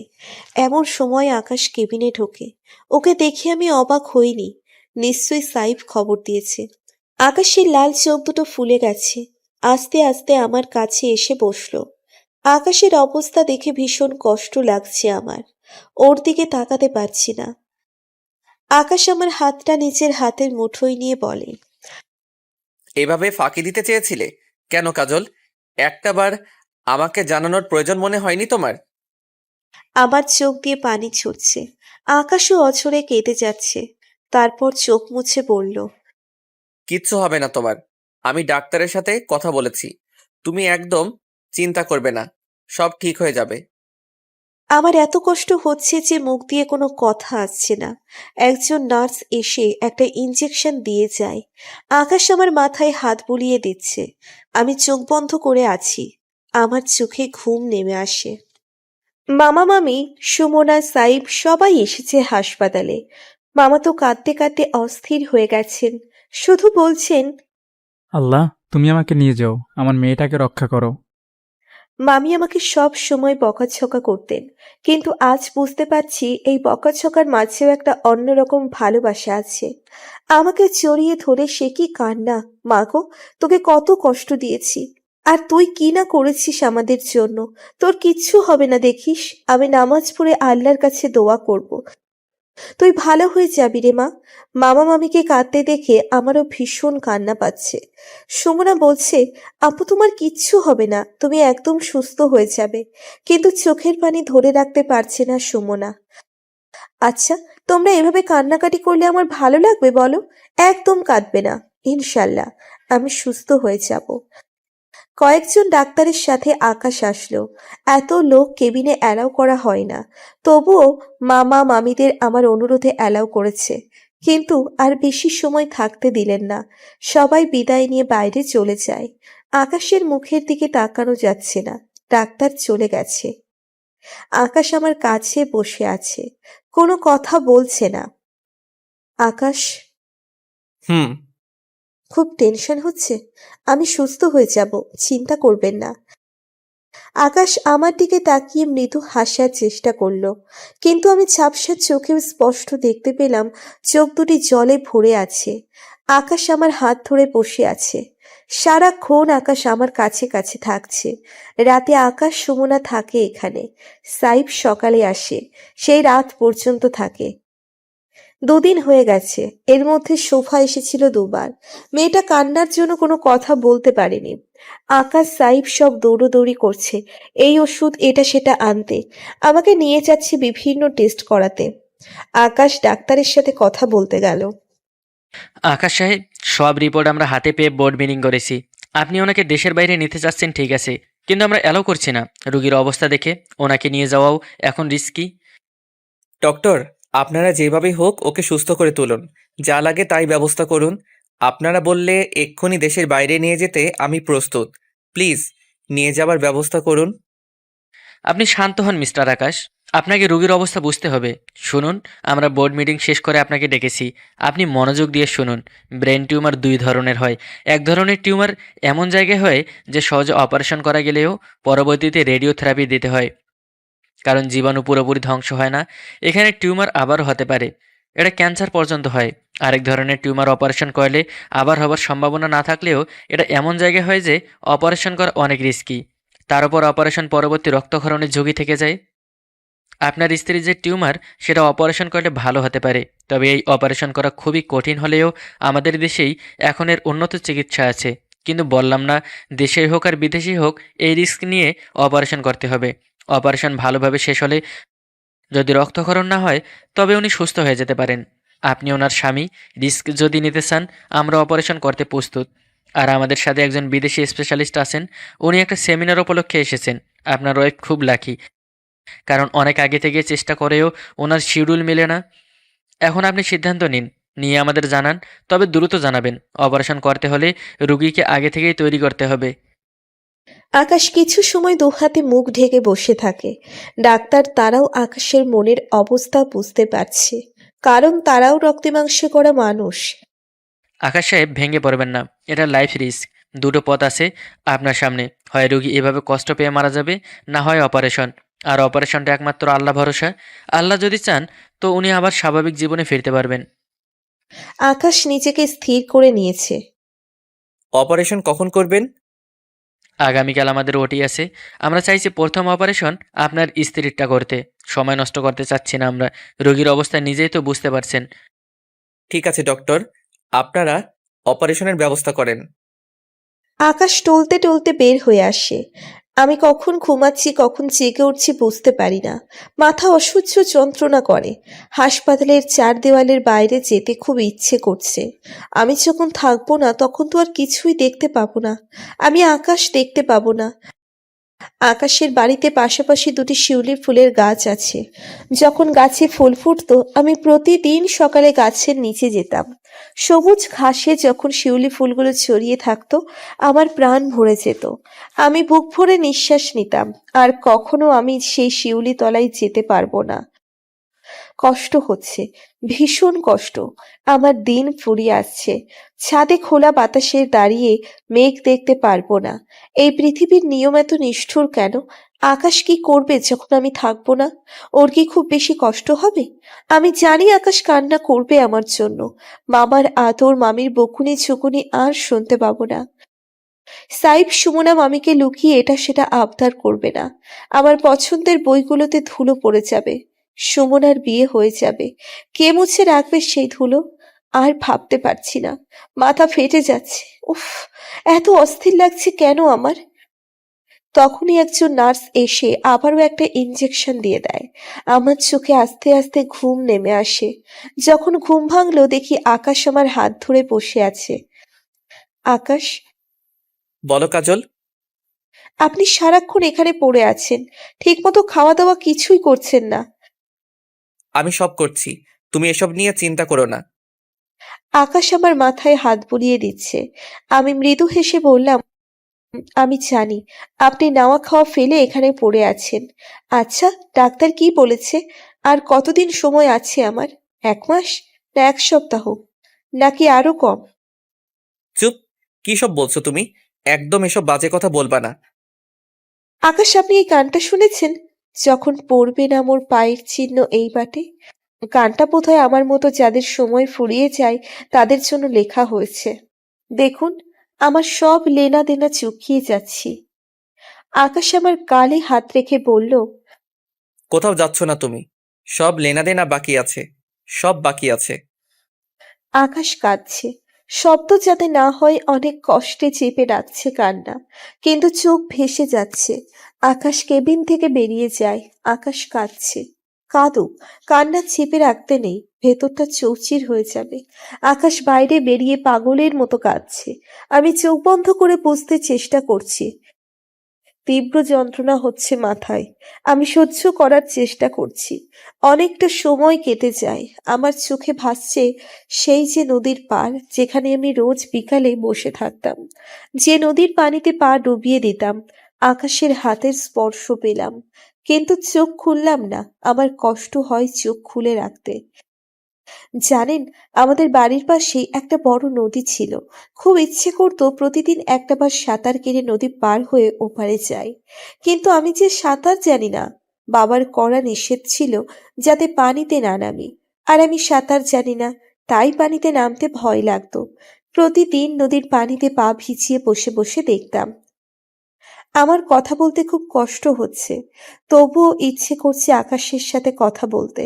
হয়তো আর কখনো সুযোগ পাবো না, কিন্তু যা বলতে চাইছি সে কথাটাই বলা হচ্ছে না। সুমনা ফুপিয়ে ফুপিয়ে কাঁদছে, আমি শুনতে পাচ্ছি, কিন্তু কিচ্ছু বলিনি ওকে। কাঁদুক। আকাশ আমার হাতটা ধরে বসে আছে। পাগল লোক একটা, যতক্ষণ আমার কাছে থাকে আমার হাত ধরে বসে থাকে, যেন হাতটা ছাড়লেই আমি অতল গহ্বরে তলিয়ে যাব। আসলেই তলিয়ে যাচ্ছি একটু একটু করে। দিন ফুরিয়ে আসছে আমার। আকাশ বুঝতে পারছে আমার কথা বলতে খুব কষ্ট হচ্ছে, কথা জড়িয়ে আসছে মুখে। তুমি কথা বলো না, চুপ করে শুয়ে থাকো। আমি তোমার পাশে বসে আছি, তুমি ঘুমাতে চেষ্টা করো। আমি চেষ্টা করছি ঘুমাতে, কিন্তু ভীষণ যন্ত্রণা করছে মাথায়। এদিকে ঔষধ খাওয়ানোর সময় হয়েছে। নার্স এসে ঔষধ দিল। আকাশ আমাকে ঔষধ খাইয়ে দেয়। আর কথা বলতে পারছি না, কথা জড়িয়ে যাচ্ছে মুখে, তাই চুপ করে আছি। কখন যেন ঘুমিয়ে পড়লাম। যখন ঘুম ভেঙে যায় দেখি আজকেও মামা মামি এসেছেন। দুজনেই আমার পাশে বসে আছেন। মামার সামনে হুইল চেয়ারে আর মামি আমার হাত ধরে আমার সিটেই বসে আছেন আর বারবার চোখ মুছছেন। আজ বেশি কথা বলেননি আমার সাথে। যাবার সময় আমার কপালে মামি একটা চুমু দিয়ে যান। আমার চোখে পানি চলে আসে। মামিকে এই প্রথম এভাবে জড়িয়ে ধরলাম।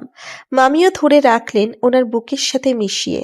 মনে হচ্ছে কত বছর পরে মায়ের স্পর্শ পেলাম। মামা মামি চলে গেছেন, আকাশ এখানেই ছিল। মামির কাছে বসে হাত ধরল। সে যেন একটা মুহূর্তের জন্য আমার হাত ছাড়াতে চাইছে না। কাজল, হুম?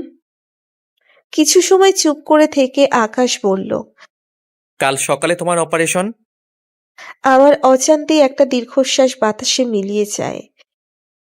আরো 2-1টা কি সময় পেতাম না আকাশ? অপারেশন করে কি হবে? করলে তো সেই সময়টুকুও পাবো না। অপারেশন করলে তুমি ভালো হয়ে যাবে। আকাশের কথা শুনে মৃদু হেসে বললাম, আর যদি... বাক্যটা সম্পূর্ণ করলাম না। সবকিছু তো পূর্ণতা পাই না।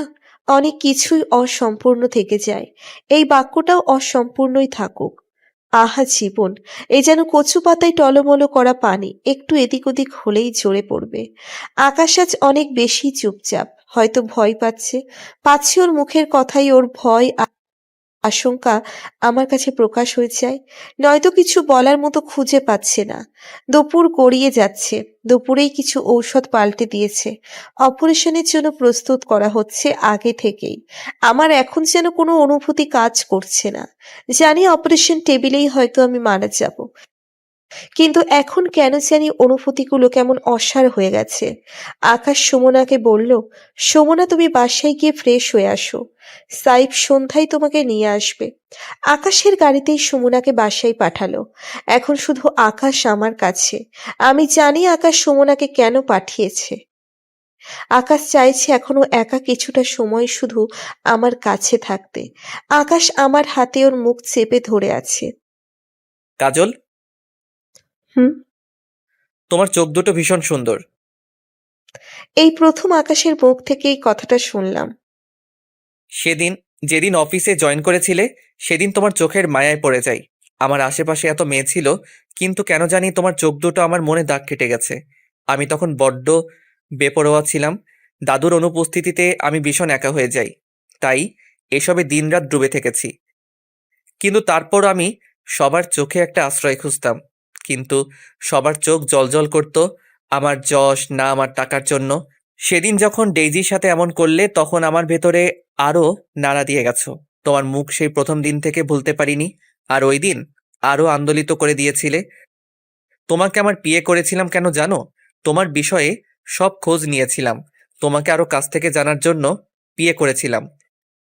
আকাশ একটা দীর্ঘশ্বাস ফেলে বলল, সেই দিন পার্টিতে থাক না আকাশ, কেন পুরনো কথা তুলছেন? বাদ দিন এসব কথা। না কাজল, তোমাকে শুনতে হবে। সেদিন আমি ইচ্ছে করে তোমার সাথে এমন করেছিলাম, মিথ্যা বলবো না। তোমার জন্য আমার সব ধরনের পেশন ছিল, তাই তুমি যখন চর মারলে আমার ভেতরে জেদ চেপে যায় যে কোনো কিছুর বিনিময়ে তোমাকে আমার করে পেতে চেয়েছি। কিন্তু পরে বুঝতে পারলাম তুমি কিছুতেই বিয়েতে রাজি হবে না, তাই অনেকটা ব্ল্যাকমেইল করে বিয়েটা করি, কারণ তোমাকে কোনো কিছুর বিনিময়ে হারাতে চাইনি। আমার জেদ ছিল ঠিকই, তার চেয়ে বেশি মনের মধ্যে একটা বাসনা ছিল, কোথাও একটা আশা ছিল যে তোমার মাঝে সবটাই পাবো যে আমি এতদিন খুঁজেছি। আমি বোকার মতো হাঁ করে আকাশের কথা শুনছি, তারপর বললাম, এই জন্যই বুঝি 2 বছরের জন্য বিয়ে করেছিলেন? আকাশ মৃদু হেসে বলল, তোমার কি মনে হয় এত কাঠখড় পুড়িয়েছি 2 বছরের জন্য? আমি বলেছি আর তুমি সিরিয়াসলি নিয়ে বিশ্বাস করেছো? এটা দেখে আমি খুব মজা পাচ্ছিলাম। আর সত্যিটা জানাইনি, আরও একটা কারণ আছে। আমি চেয়েছিলাম তোমার মনের কাছাকাছি যেতে। তুমি আমাকে অনেক খারাপ ভাবতে, আর ভাববেই না বা কেন, আমি এমনই ছিলাম। কিন্তু বিশ্বাস করো, আমি আমার জন্য একটা আশ্রয় চেয়েছি তোমার মধ্যে। আমার কোনো কিছুর অভাব ছিল না, নারী বাড়ি গাড়ি, কিন্তু আমার নিজের একটা মানুষ ছিল না যাকে আঁকড়ে ধরে বাঁচবো। আকাশের কথা শুনে আমার চোখ দিয়ে অঝরে পানি ঝরছে, কিছুতেই আটকে রাখতে পারছি না। এতদিন তো বলেননি। বলার সুযোগ হয়ে ওঠেনি, আর বলতে ইচ্ছেও করেনি। চেয়েছিলাম 2 বছর পরে যখন তুমি এই কথা তুলবে তখন বলবো। তবে আজ কেন বললেন? আজ বলতে ইচ্ছে করছে তাই। ভয় পাচ্ছেন যদি কখনো আর বলতে না পারেন? না কাজল, ভয় পাচ্ছি না, শুধু তোমার মনের জোর হতে চাইছি, তাই বললাম। আমি ভীষণ একা, ভীষণ। তোমার বাবা মা ছিল, সুন্দর একটা শৈশব ছিল, কিন্তু আমার সবাই থেকেও আমি একা। আমার শৈশব চিড়িয়াখানার বন্দি জন্তুর মতো ছিল। বাবা মা যখন ঝগড়া করত আমি ভয়ে জড়সড় হয়ে যেতাম। আমাকে কেউ বুঝতেই চায়নি। দেখো না, আমার নিজের বাবা মাই ফেলে তোমার জন্য আমার সব বদলে গেছে। প্রথম দিকে জেদের বশে অনেক রাব ব্যবহার করেছি, কিন্তু পরে নিজে গিল্টি ফিল করতাম। তোমার কাছে যাবার 1000টা বাহানা খুঁজতাম। 7 সাগরের পানি বুঝি আজ দুজনের চোখ দিয়ে ঝরে পড়বে। কতটা সময় পাবো জানি না, হয়তো এটাই শেষ কথা আকাশের সাথে। চোখ মুছে আকাশ বলল, মাঝরাতে ঘুমের ভান করে তোমাকে জড়িয়ে ধরতাম যাতে তুমি বুঝতে না পারো। আসলে আমি তোমার শরীরের ঘ্রাণ নিতে চাইতাম। জড়িয়ে ধরলে মনে হয় ফাঁকা জায়গাটা পূর্ণ হয়েছে। আকাশ কান্নায় ভেঙে পড়ে। আমি কি বলে সান্ত্বনা দিব আকাশকে? এ কেমন নিয়তি! আকাশ চোখ মুছতে মুছতে বলল, বলো। একটা বার আমাকে জড়িয়ে ধরবেন? আমাকে ওর বুকের মধ্যে শক্ত করে জড়িয়ে ধরে। যদি পারতো হয়তো বুক চিরে ভেতরে রেখে দিত। আকাশের কান্না বোধহয় বাঁধ ভেঙে গেছে। আমিও আকাশকে জড়িয়ে ধরেছি, যেন কোনো কিছুই আমাদের আলাদা করতে না পারে। হয়তো আর কখনো এভাবে ধরতে পারবো না। আকাশের বুকে জড়িয়ে আমার পৃথিবী ভেঙে কান্না আসছে। আকাশ, আমি বাঁচতে চাই, আমি তোমার সাথে বাঁচতে চাই। আমি পাগলের মতো আকাশের সারা মুখে চুমু খেয়ে যাচ্ছি। এই পাগলটাকে আর কখনো দেখতে পাবো না। এটা মনে হতেই ওকে আবারও ভীষণ শক্ত করে জড়িয়ে ধরি। আমি বাঁচতে চাইছি, আমি আকাশের জন্য বাঁচতে চাইছি। তোমার কিচ্ছু হবে না, তুমি একদম সুস্থ হয়ে যাবে। আকাশ প্লিজ, তুমি অপারেশন বন্ধ করো। আমি অপারেশন করাবো না। কেন করাবে না কেন? অপারেশন না করলে আমি কয়েকটা দিন থাকতে পারবো তোমার কাছে। অপারেশনে যদি মরে যাই তবে আর একটা দিনও পাবো না। এই মেয়ে একদম চুপ। আবার যদি এসব কথা বলেছো তো আমি তোমাকে খেয়ে ফেলবো। আকাশ কান্না কিছুতেই থামাতে পারছে না। এদিকে আমার মাথায় প্রচন্ড যন্ত্রণা শুরু হয়েছে। আকাশ, ভীষণ ভালোবাসি তোমায়, অনেক বেশি। আর কোনো কথা নয়, আমি জানি তুমি আমাকে ভালোবাসো। আমিও অনেক বেশি ভালোবাসি তোমাকে। তাই আমার কথা শুনতে হবে। চুপ করে শুয়ে থাকো। এত স্ট্রেস নেওয়া ঠিক হচ্ছে না। তুমি আমার হাত ধরে বসে থাকো। এই তো, আমি হাত ধরে আছি, মাথায় হাত বুলিয়ে দিচ্ছি। ঘুমাতে চেষ্টা করো। দুপুর থেকে আমার খাবার বন্ধ করে দিয়ে স্যালাইন দিচ্ছে। ঘুমের পরিমাণ বেড়ে গেছে আমার। যতক্ষণ জেগে থাকি তীব্র যন্ত্রণায় ছটফট করি। সারা রাত কেটে গেছে। খুব ভোরে ঘুম ভাঙলে দেখি আকাশ আমার হাতেই মাথা রেখে ঘুমিয়ে আছে। আমি আকাশকে দেখছি। আমার দৃষ্টি স্পষ্ট নয়, ঝাপসা। ঝাপসা চোখেও আমি দেখছি আকাশকে। একটা হাত আস্তে আস্তে ওর মাথায় রাখলাম। ঘন্টা তিনেক পরে অপারেশন। আমি জানি না আর কখনো ওকে স্পর্শ করতে পারবো কিনা। ভীষণ ভয় হচ্ছে আমার। আমার হাতের স্পর্শে আকাশ জেগে ওঠে। ঘুম ভাঙলো কখন? ডাকলে না আমায়?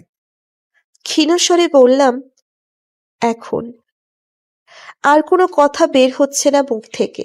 আমার ভেতরে কেমন একটা করছে। মনে হচ্ছে দম আটকে আসবে। ভয় করছে, ভীষণ ভয় করছে। সময় হয়ে গেছে, আমাকে ওটিতে নিয়ে যাচ্ছে। আকাশও আমার সাথে যাচ্ছে। আমি ওর হাতটা শক্ত করে ধরে আছি। শেষবারের মতো সবাইকে এক নজর দেখে নিলাম। অপারেশন টেবিলে নেবার আগে আমাকে স্যালাইন পাল্টে দিল। আরো কয়েকটা ইঞ্জেকশন দিল।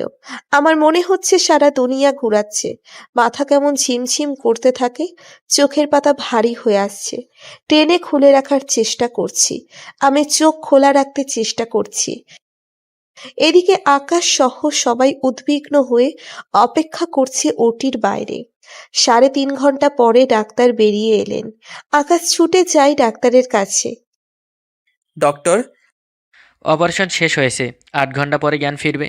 তবে রুগীকে এখন 48 ঘন্টা আইসিইউতে রাখা হবে, অবজারভেশনে। আইসিইউতে কখন দিবেন ডক্টর? এই তো কিছুক্ষণের মধ্যেই। আমি কি একবার দেখতে পারি? সরি মিস্টার আকাশ, এটা অ্যালাউ করা হবে না। প্লিজ ডক্টর, একবার জাস্ট দেখেই চলে আসবো। ডাক্তার একটু ভেবে বললেন, ওকে, শুধু দেখেই চলে আসবেন। তবে আপনাকে অন্য ড্রেস পরে যেতে হবে, ইনফেকশনের রিস্ক আছে রোগীর। ওকে ডক্টর, থ্যাংক ইউ। আসুন আমার সাথে। আকাশ ডাক্তারের সাথে চলে যায়। কত মিনিট, কত ঘন্টা, কতদিন পরে চোখ খুলেছি আমি জানি না। অক্সিজেন লাগানো, চোখও পুরোপুরি খুলতে পারছি না। মাথা নাড়ানো যাচ্ছে না। যন্ত্রণা হচ্ছে। শরীর কেমন ক্লান্তিতে ভেঙে আসছে। আমি কাউকে ডাকবো এমন শক্তি পাচ্ছি না। তারপরও সবটুকু শক্তি সঞ্চয় করে ডাকতে চাইলাম, কিন্তু গলার স্বর যেন বসে গেছে। বেশ কিছু সময় পরে একজন নার্স কাছে এলো। তাকে বলতে চাইলাম, কিছু বলতেও পারছি না। হাত দিয়ে যে ইশারা করব সে উপায় নেই। হাত উপরে তুলতে পারছি না। কোনো রকম হাতের 2টা আঙ্গুল নাড়ালাম। নার্স বলল, কিছু বলবেন? আমি ঠোঁট নেড়ে বললাম, আকাশ। কিন্তু নার্স বুঝতেই পারল না। যন্ত্রণা হচ্ছে ভীষণ, ভীষণ কষ্ট হচ্ছে আমার। যদিও অক্সিজেন লাগানো আছে, তবুও নিঃশ্বাস যেন বন্ধ হয়ে আসছে। মুহূর্তের মধ্যেই চরম পর্যায়ের ব্যথা অনুভব করছি। চোখ যেন বেরিয়ে যাবে ব্যথার তোড়ে। খিচুড়ির মতো হচ্ছে। রোগীর অবস্থা বেগতিক দেখে নার্স ভয় পেয়ে যায়। ছুটে যাই ডাক্তারের কাছে। আমি অনুভব করতে পারছি যে আমি মারা যাচ্ছি। বারবার মনে হচ্ছে মানুষ মারা যাবার সময় এমন অনুভূতি হয়। আমি মরতে চাই না, বাঁচার আপ্রাণ চেষ্টা করছি। একবার শ্বাস নিলে মনে হচ্ছে এটাই শেষ। পরের নিঃশ্বাসটা আর ফেলতে পারবো না। সৃষ্টিকর্তার কাছে প্রার্থনা করছি, হে আল্লাহ, আমাকে বাঁচতে দাও, আকাশের জন্য বাঁচতে দাও। আমি ছাড়া ওর কেউ নেই। এমন করুণ একটা সময় আমি আকাশকে একা ফেলে চলে যাচ্ছি। যাচ্ছি না, যেতে হচ্ছে। আমি লড়াই করছি বাঁচার জন্য। এমন একটা অদ্ভুত সময় আমি চোখের সামনে দেখতে পাচ্ছি, সেই যে নদী, নৌকার বয়ে চলা। একটার পর একটা ঢেউ আছড়ে পড়ার শব্দ আমার কানে আসছে। আমি স্পষ্ট দেখতে পাচ্ছি আমার মা রান্নাঘরে রান্না করছে। বারান্দায় বাবার সাথে ছোট্ট একটা মেয়ে খিলখিল করে হাসছে। আমি অবাক হয়ে দেখছি এই মেয়েটা আমি। নদী দূরে সরে যাচ্ছে, ক্রমশ দূরে সরে যাচ্ছে। আমার মা বাবার সাথে খিলখিল করে হাসা মেয়েটা, আমার চিরচেনা আগিরা ক্রমশ দূরে সরে যাচ্ছে, নাকি আমি সরে যাচ্ছি। এবার আমি বুঝতে পারছি বাঁচার সব চেষ্টা বৃথা। আমি ক্লান্ত হয়ে গেছি। অসহ্য যন্ত্রণার মাঝেও এমন ভীষণ হয়। হঠাৎ আমি নিজেকে দেখতে পাই শুনশান নীরব এক অন্ধকার প্রান্তরে। খোলা প্রান্তরে শুধু অন্ধকার। এই অন্ধকারেও হালকা হালকা দেখা যাচ্ছে চারিদিকে। কোথাও কেউ নেই। ভয় পাচ্ছি আমি, ভীষণ ভয়। আমি কি মারা গেছি? মৃত্যুর পরে এখানে আনা হয়েছে?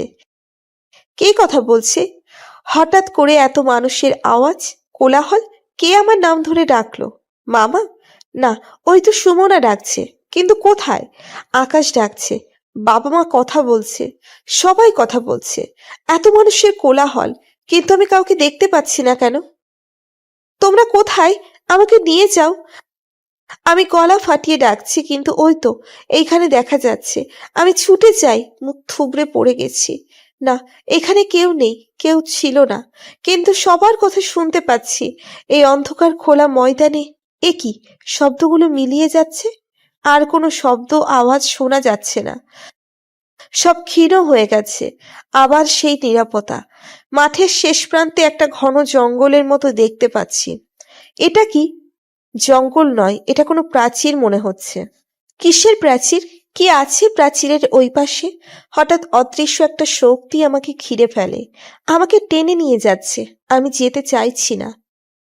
আমি স্পষ্ট দেখতে পাচ্ছি একটা ঝলমলে আলো সেই প্রাচীরের গায়ে, যেন একটা ফটক আমাকে সেখানে নিয়ে যাচ্ছে। হে আল্লাহ, তুমি আমাকে একটা সুযোগ দাও, একটা বার বাঁচার সুযোগ দাও। এই প্রাচীর পেরিয়ে গেলে আমি কোনো দিন ফিরতে পারবো না এপাশে। আমার সমস্ত শক্তি দিয়ে মাটি আঁকড়ে ধরে থাকতে চাইলাম, সব ব্যর্থ হয়ে গেল। আমি ফটকের ঠিক সামনে। ভীষণ অভিমান হলো, কার উপর জানি না। নিতে চাও আমায়? বেশ, নিয়ে যাও। ঠিক এই মুহূর্তে আমার না কোনো ব্যথা করছে, না কোনো যন্ত্রণা, কোনো অনুভূতি। এক সেকেন্ডের জন্য সব থমকে গেছে, সাথে আমিও। আমার চোখ জোড়া বন্ধ হয়ে গেল।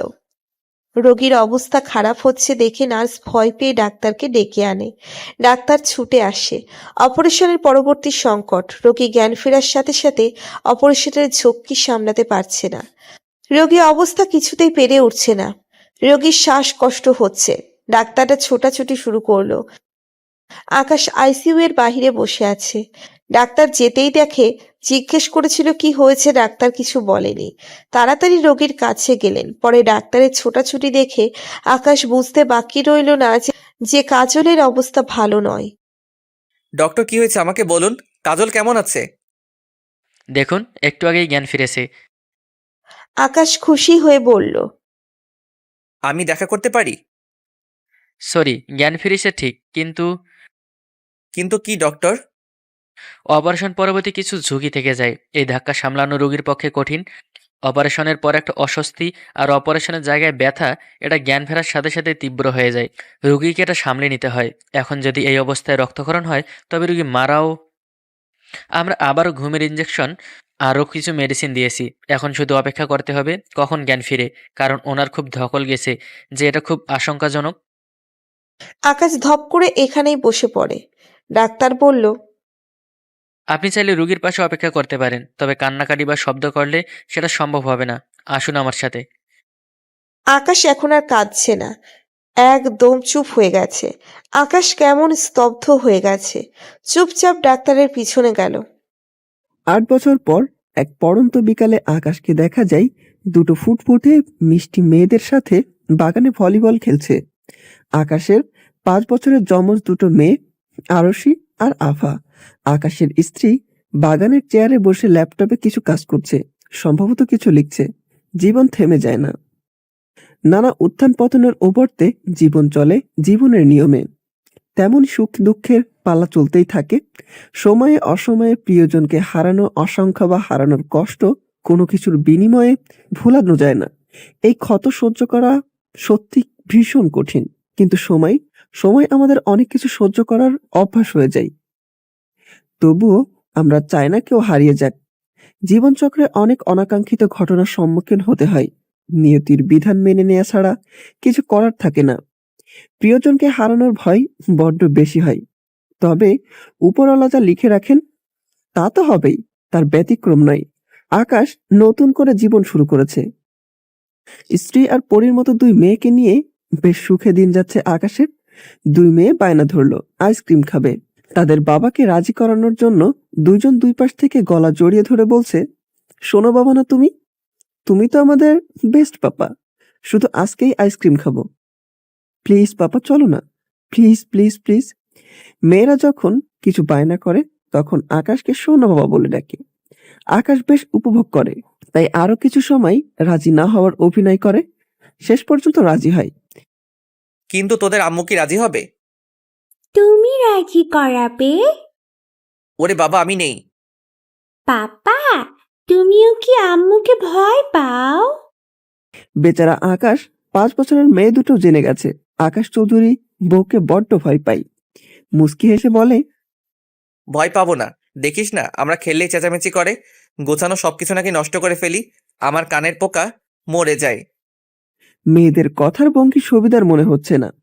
মেয়ে দুটো মুখ চেপে হাসছে। আকাশের স্ত্রী সেটা আর চোখে খেয়াল করছে। লাইন ধরে 3 জন এসে হাজির আকাশের স্ত্রীর কাছে। কি চাই? আইসক্রিম। হবে না।